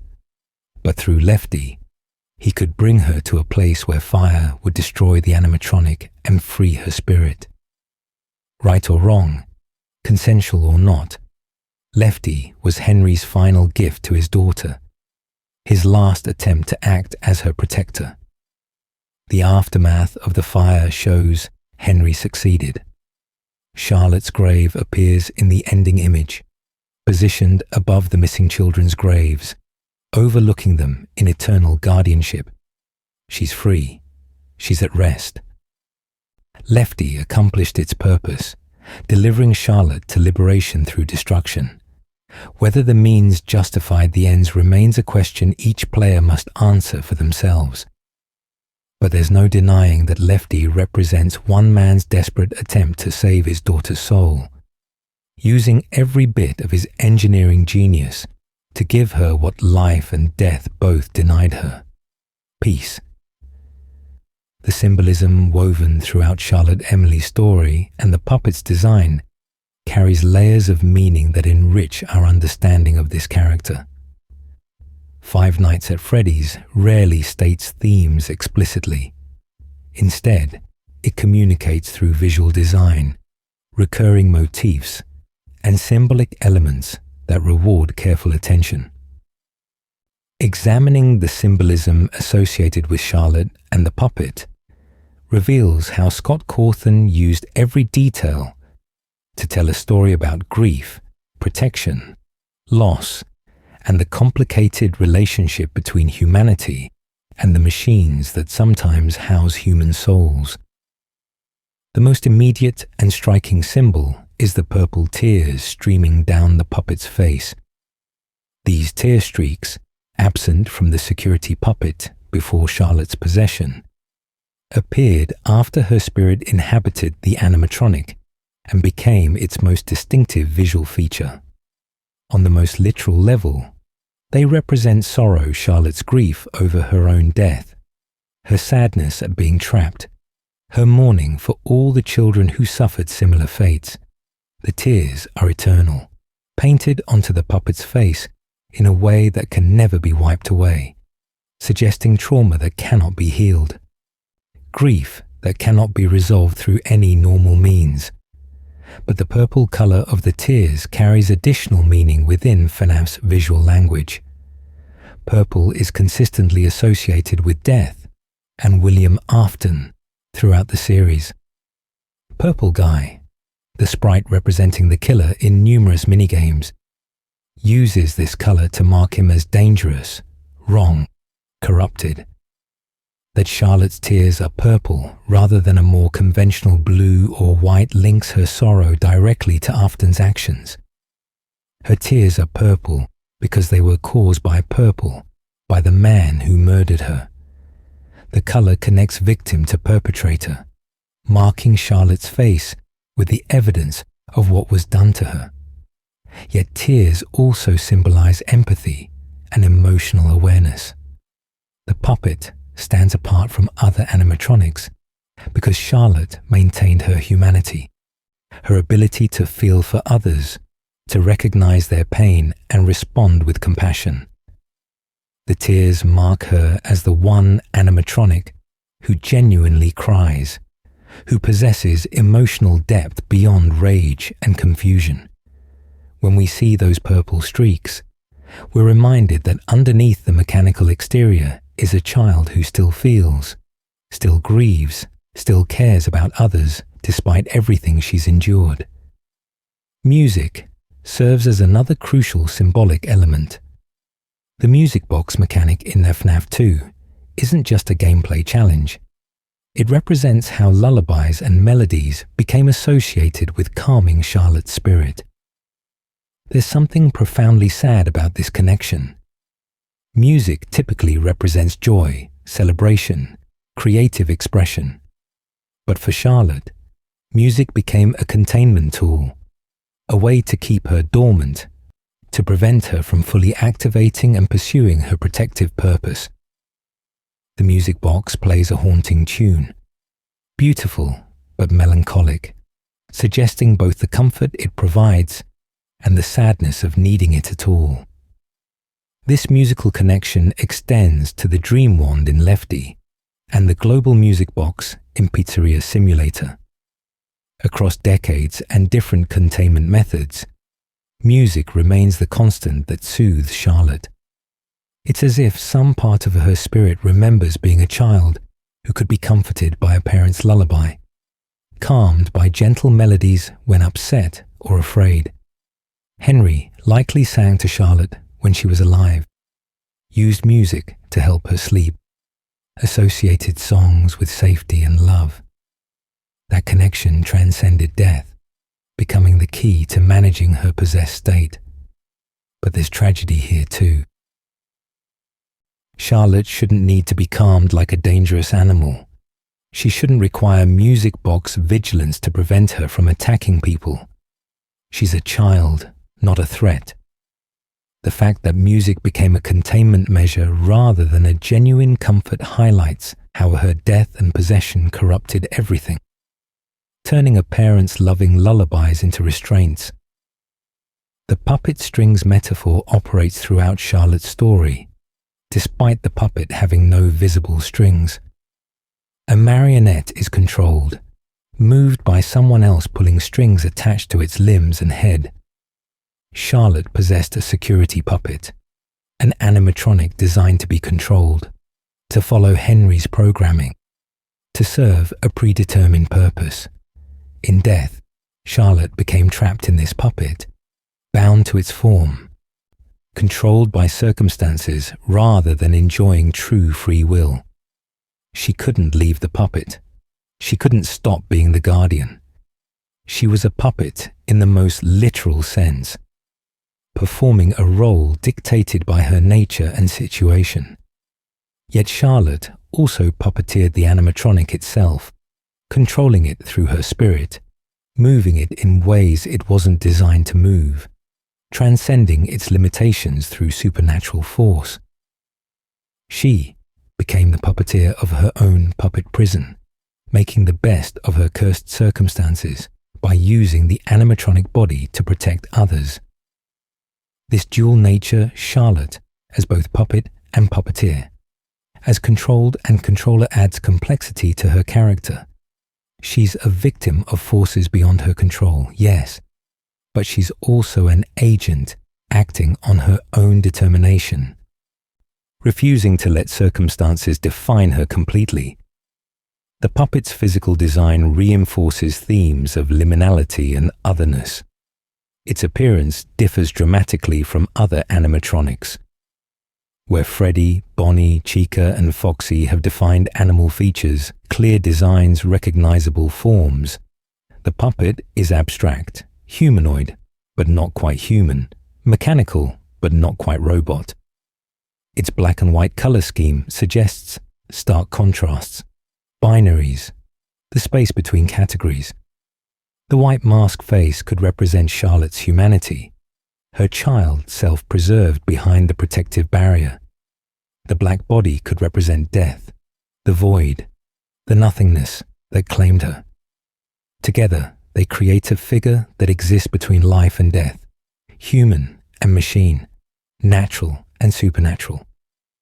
The puppet's exaggerated features, the oversized smile, the rosy cheeks, the prominent lipstick, evoke circus performers, clowns, theatrical masks. These associations carry their own weight. Masks hide true faces, presenting a false exterior to the world. The puppet's mask, literally a mask face on an animatronic, suggests layers of concealment.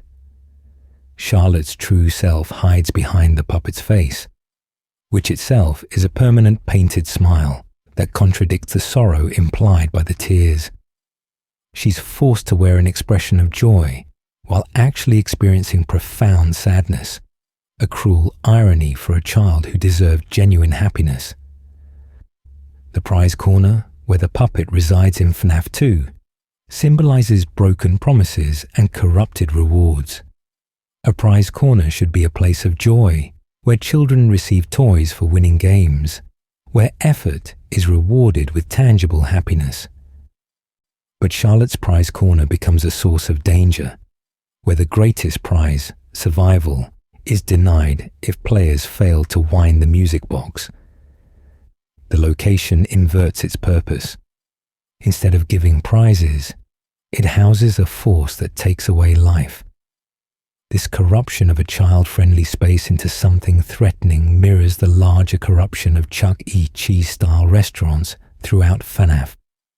How locations meant for celebration became murder sites, how joy spaces transformed into trauma zones. Charlotte's protective instincts, while admirable, also symbolize the theft of childhood. Children shouldn't need to be protectors. They should be protected. Charlotte's transformation into the guardian of murdered children represents a profound loss of innocence. She never got to simply be a child because William Afton stole that from her through murder, and her own nature prevented her from simply existing as a vengeful spirit. Her need to help others, to protect them, meant she took on adult responsibilities despite being a child. She became the parent guardian figure for the missing children, giving them what they needed, even though she herself still deserved to receive protection rather than provide it. The green security bracelet symbolizes failed protection and the complicated relationship between love and surveillance. Henry created this tracking system because he loved Charlotte, because he wanted to keep her safe. But the bracelet also marks Charlotte as someone who needed watching, who couldn't be trusted to stay safe on her own. The bracelet failed. Charlotte wore it when she died. It transmitted her location faithfully, yet she still died alone in an alley. The technology worked perfectly, but it couldn't prevent human cruelty. This symbol captures a central FNAF theme: how technology meant to help children ultimately facilitates their harm through unintended consequences and human corruption. The "give gifts, give life" phrase operates as both description and mission statement. Charlotte literally gives gifts, the presents that appear in the minigame. She literally gives life, helping spirits inhabit animatronics. But the phrase also describes her fundamental nature. Charlotte is a giver.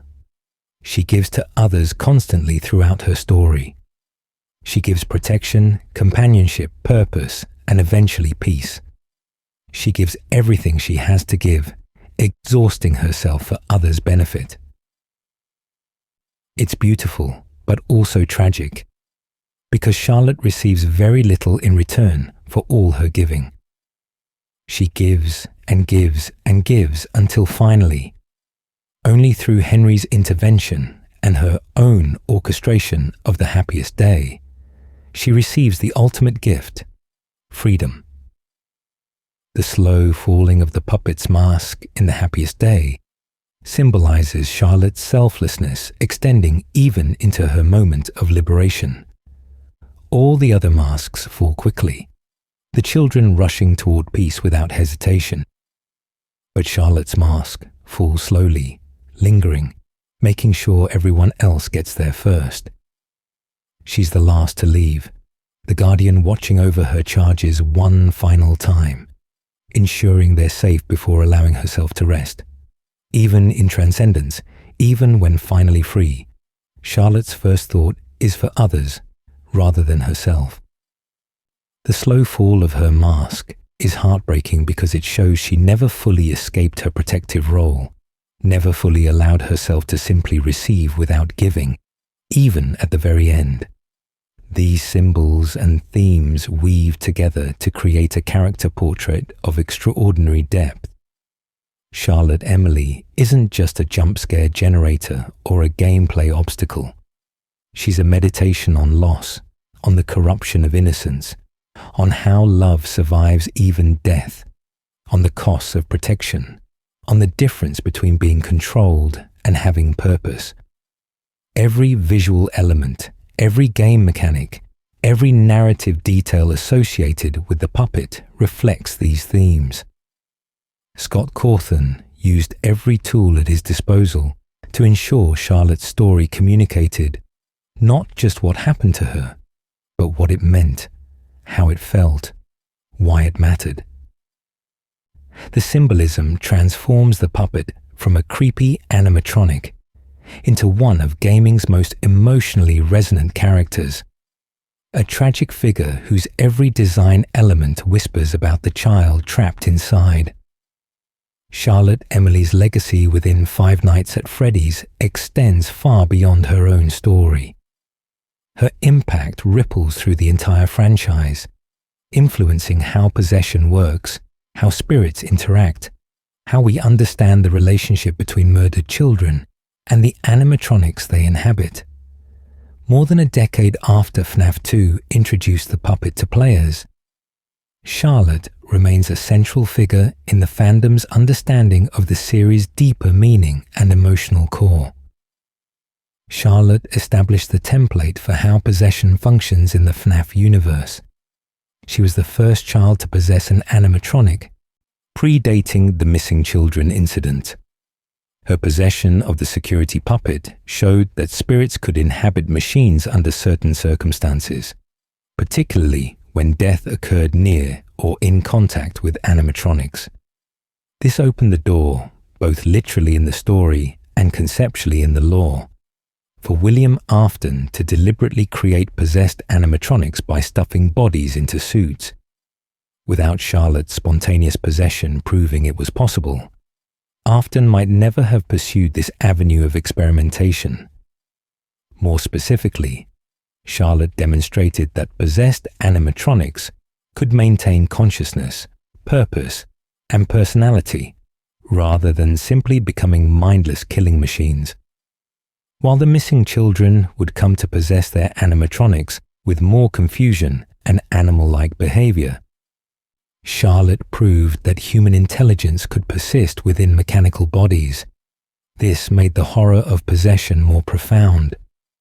These weren't just machines acting glitchy.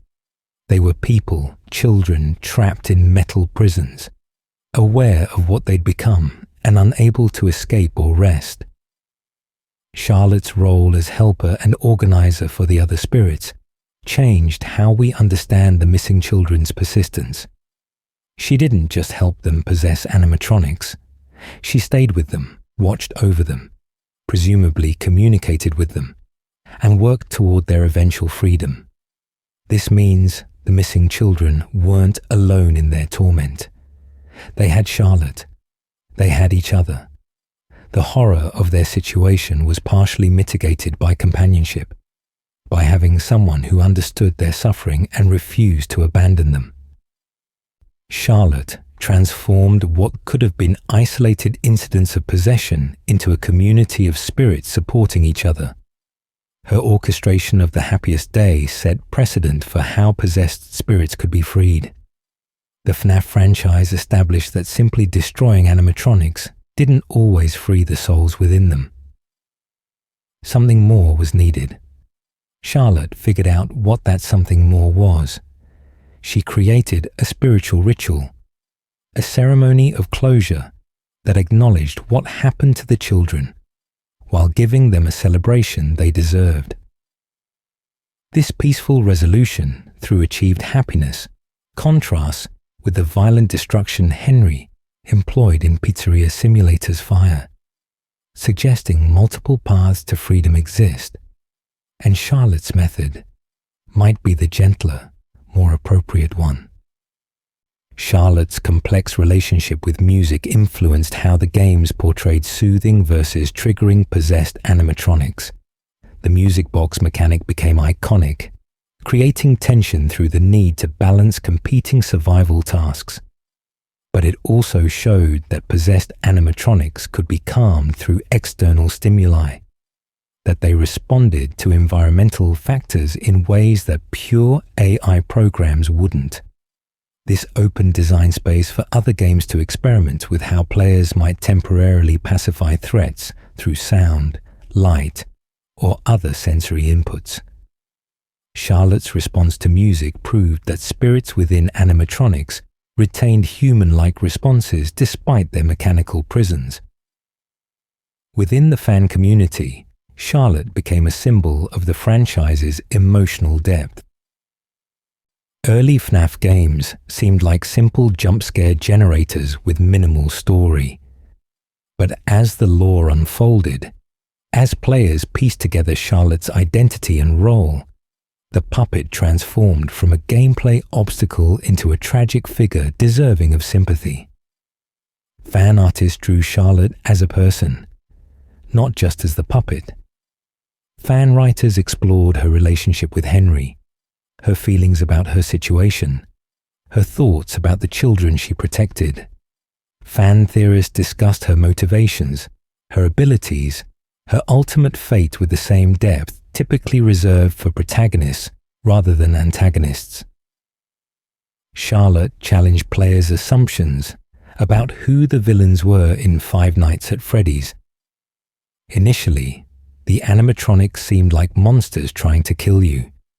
But as the lore revealed, they were all possessed by murdered children. The moral lines became muddier. You weren't fighting evil robots. You were fending off dead kids. Charlotte made this especially clear because her motivations were pure. She hunted the night guard in FNAF 2, not out of malice, but out of protective instinct. She thought adults in Freddy's at night represented danger to children. Understanding Charlotte meant understanding all the possessed animatronics with more empathy. Charlotte's story also resonates because it addresses themes of parenthood, protection, and the limits of love. Henry's relationship with Charlotte drives much of his character arc. He failed to save her. He spent decades trying to make up for that failure. He ultimately freed her through extreme measures that raise ethical questions. This parent-child dynamic added emotional stakes beyond simple horror. Players weren't just trying to survive killer robots. They were witnessing a father's grief, a daughter's transformation, a family torn apart by tragedy with only partial redemption possible. The puppet became one of FNAF's most recognizable icons, despite appearing as a primary antagonist in only one game. Its distinctive design with a tear-stained face and slender black and white body became immediately identifiable. Merchandise featuring the puppet sold well. Fan cosplays frequently chose this character. The puppet appeared in promotional materials, crossover content, and reference materials as one of the franchise's faces alongside Freddy himself. This iconic status stems from Charlotte's importance to the narrative and the visual distinctiveness of her animatronic form. Charlotte influenced how subsequent FNAF games handled sympathetic antagonists. After the puppet proved players could feel for the animatronics attacking them, later games expanded this concept. The sister location animatronics had tragic backstories. The security breach animatronics weren't inherently evil. Understanding Charlotte taught the franchise that complexity and sympathy made horror more impactful rather than less. Players felt worse being attacked by Charlotte than by a mindless killing machine because they knew who she was, what had happened to her, why she was doing this. In gameplay terms, the puppet established mechanics that recurred throughout the franchise. The music box winding created a maintenance task that competed with other survival needs. This multitasking requirement became standard in later games, where players had to balance numerous systems simultaneously. The puppet's unstoppable nature, once activated, influenced designs for other unavoidable threats. The prize corner, as a specific location requiring constant attention, set precedent for later hub-and-spoke camera systems, where certain locations demanded special management. Charlotte's relationship with the other missing children demonstrated how interconnected the FNAF spirits were. They weren't random victims. They were children who died in related incidents, were helped by the same guardian figure, worked together toward revenge and peace, and ultimately achieved freedom as a group. This interconnectedness made the FNAF story more cohesive, transforming scattered tragedies into a unified narrative of children helping each other through impossible circumstances. Charlotte was the thread that tied them together, the one constant across their individual stories. Lore-wise, Charlotte provided crucial answers that helped players understand the bigger picture. Through the puppet, we learned about the first murder. Through Charlotte, we understood possession mechanics. Through her minigames, we discovered details about the missing children incident. Through her presence across multiple games, we could track the timeline and understand how events connected. Charlotte served an important expository function, her story containing clues and confirmations that helped solve mysteries about other characters and events. Charlotte also represented hope within a very dark franchise. She proved that some spirits remain good despite their circumstances. She showed that love could persist through death.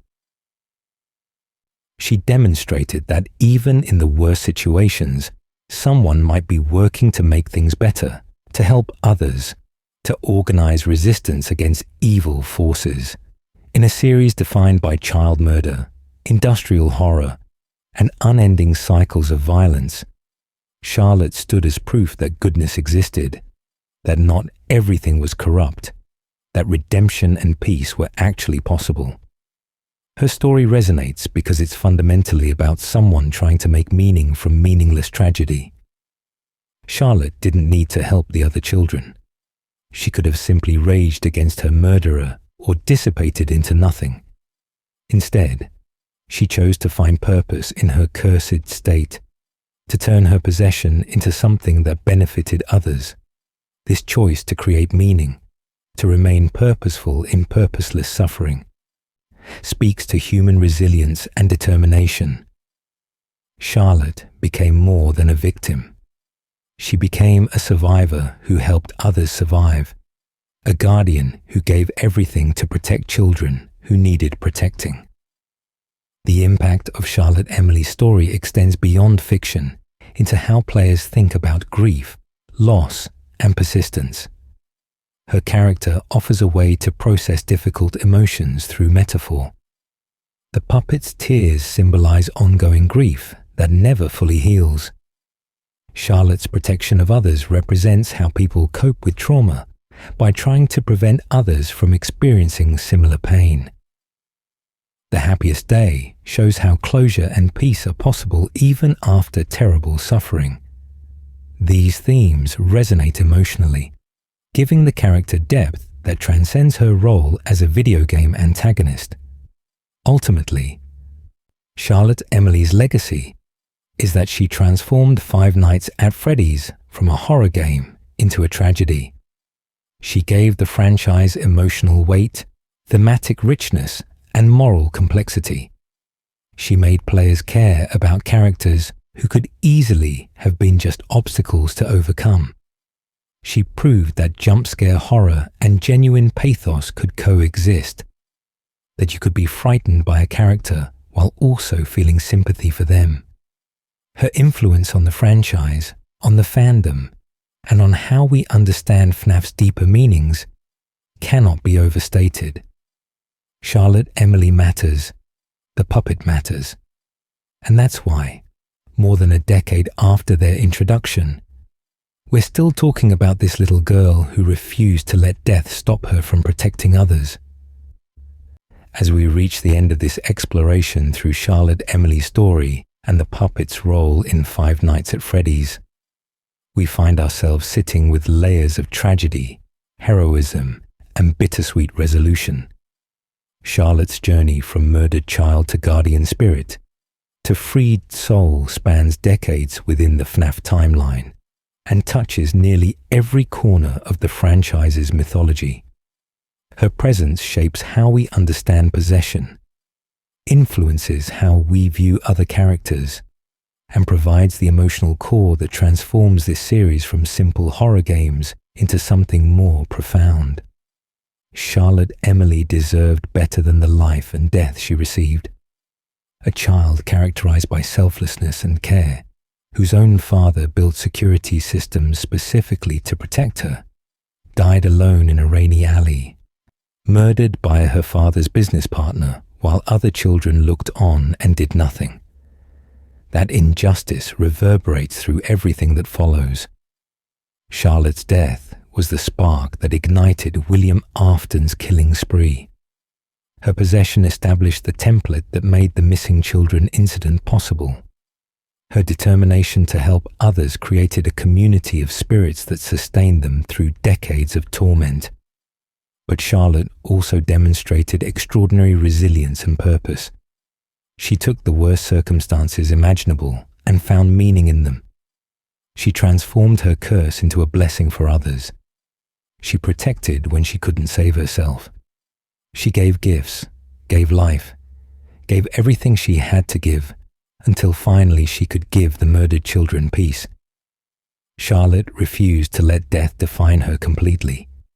Yes, she was a victim, but she was also a guardian, a protector, a force for good operating from within an impossible situation.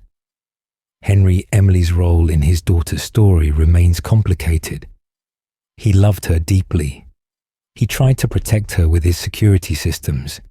He failed catastrophically when it mattered most. He spent decades working toward freeing her spirit, but he also trapped her in Lefty, potentially caused her pain, made decisions about her fate without her consent. Henry was a good man trying his best in terrible circumstances, but his best sometimes involved questionable methods. The fire that freed Charlotte also killed her again, in a sense, destroying the puppet that had become her home for so long. Was this liberation or another violation? The game leaves room for both interpretations. The puppet itself evolved from security measure to prison to vehicle for purpose. The security puppet was meant to protect Charlotte. It failed, but in failing, it provided her spirit a vessel through which she could protect others. The technology Henry built with love became the instrument of Charlotte's cursed existence, but also the means by which she accomplished great things. This paradox captures much of FNAF's technological horror. Machines meant to help, to entertain, to protect, so often end up harming or trapping the very people they were designed to benefit. Charlotte's relationships define her character. Her bond with Henry, though largely one-sided after her death, drove both their arcs.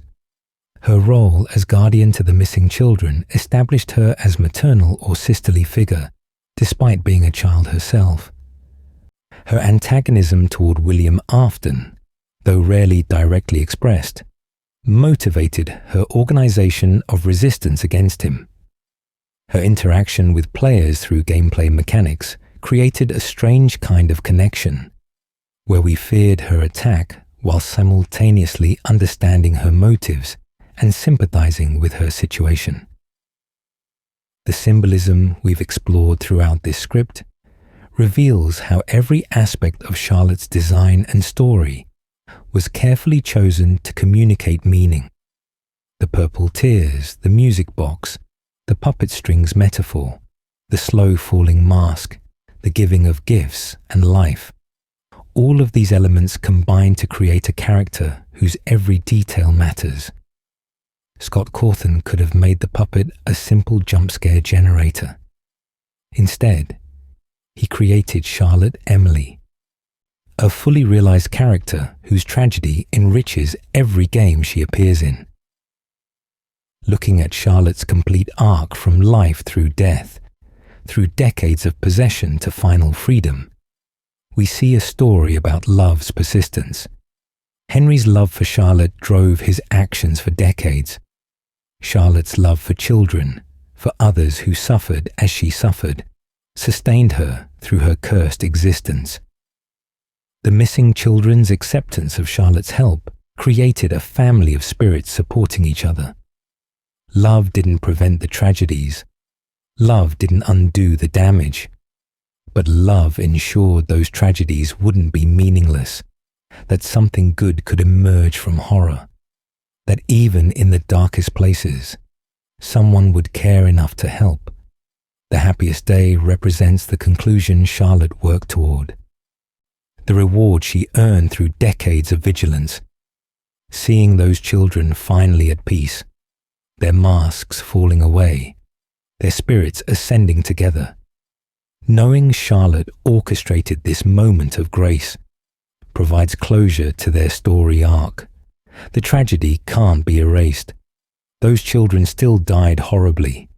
Charlotte still suffered for decades. But the ending, while bittersweet, offers genuine resolution. They got their party. They got their cake. They got to be happy together before moving on. Charlotte ensured that happened. For players engaging with Five Nights at Freddy's lore, Charlotte Emily serves as a touchstone, a character we return to when trying to understand what the franchise is truly about. She represents the series' heart beneath its horror exterior. She reminds us that behind every jump scare, every creepy animatronic, every night of survival gameplay, there are stories of people who suffered, who persisted, who tried to make meaning from meaningless violence. Charlotte elevates FNAF beyond simple horror into tragedy, and her presence makes every other story beat land harder because we understand the emotional stakes. If you've listened to this entire exploration of the puppet and Charlotte Emily, thank you for joining me on this journey through one of FNAF's most important character studies. We've traced Charlotte from her life as Henry's daughter, through her tragic death, her possession of the security puppet, her role in helping the missing children, her appearances across multiple games, her capture by Lefty, her orchestration of the happiest day, and her final rest. Every piece of this story matters. Every detail reveals something about the character, the world, and the themes Scott Cawthon wove throughout this franchise. Charlotte Emily's story is ultimately about refusing to give up. She could have simply faded away. She could have become a mindless, vengeful spirit. She could have focused only on her own suffering. Instead, she chose to help others, to protect children who needed protection, to organize peace for souls as trapped as she was.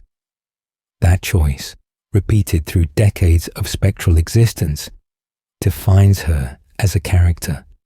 She's not just a victim. She's not just a ghost. She's Charlotte Emily, the girl who died but refused to stop caring, who transformed her curse into purpose, who gave everything to ensure no child would suffer alone.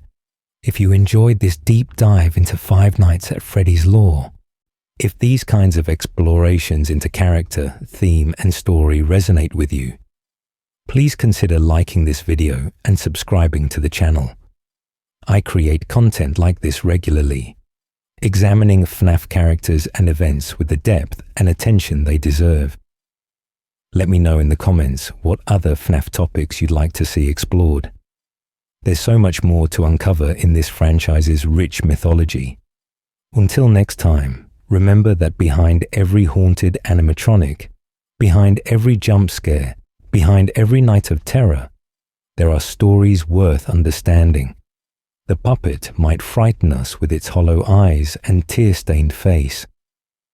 But Charlotte Emily reminds us that love, protection, and determination can persist even in the darkest places, even beyond death itself.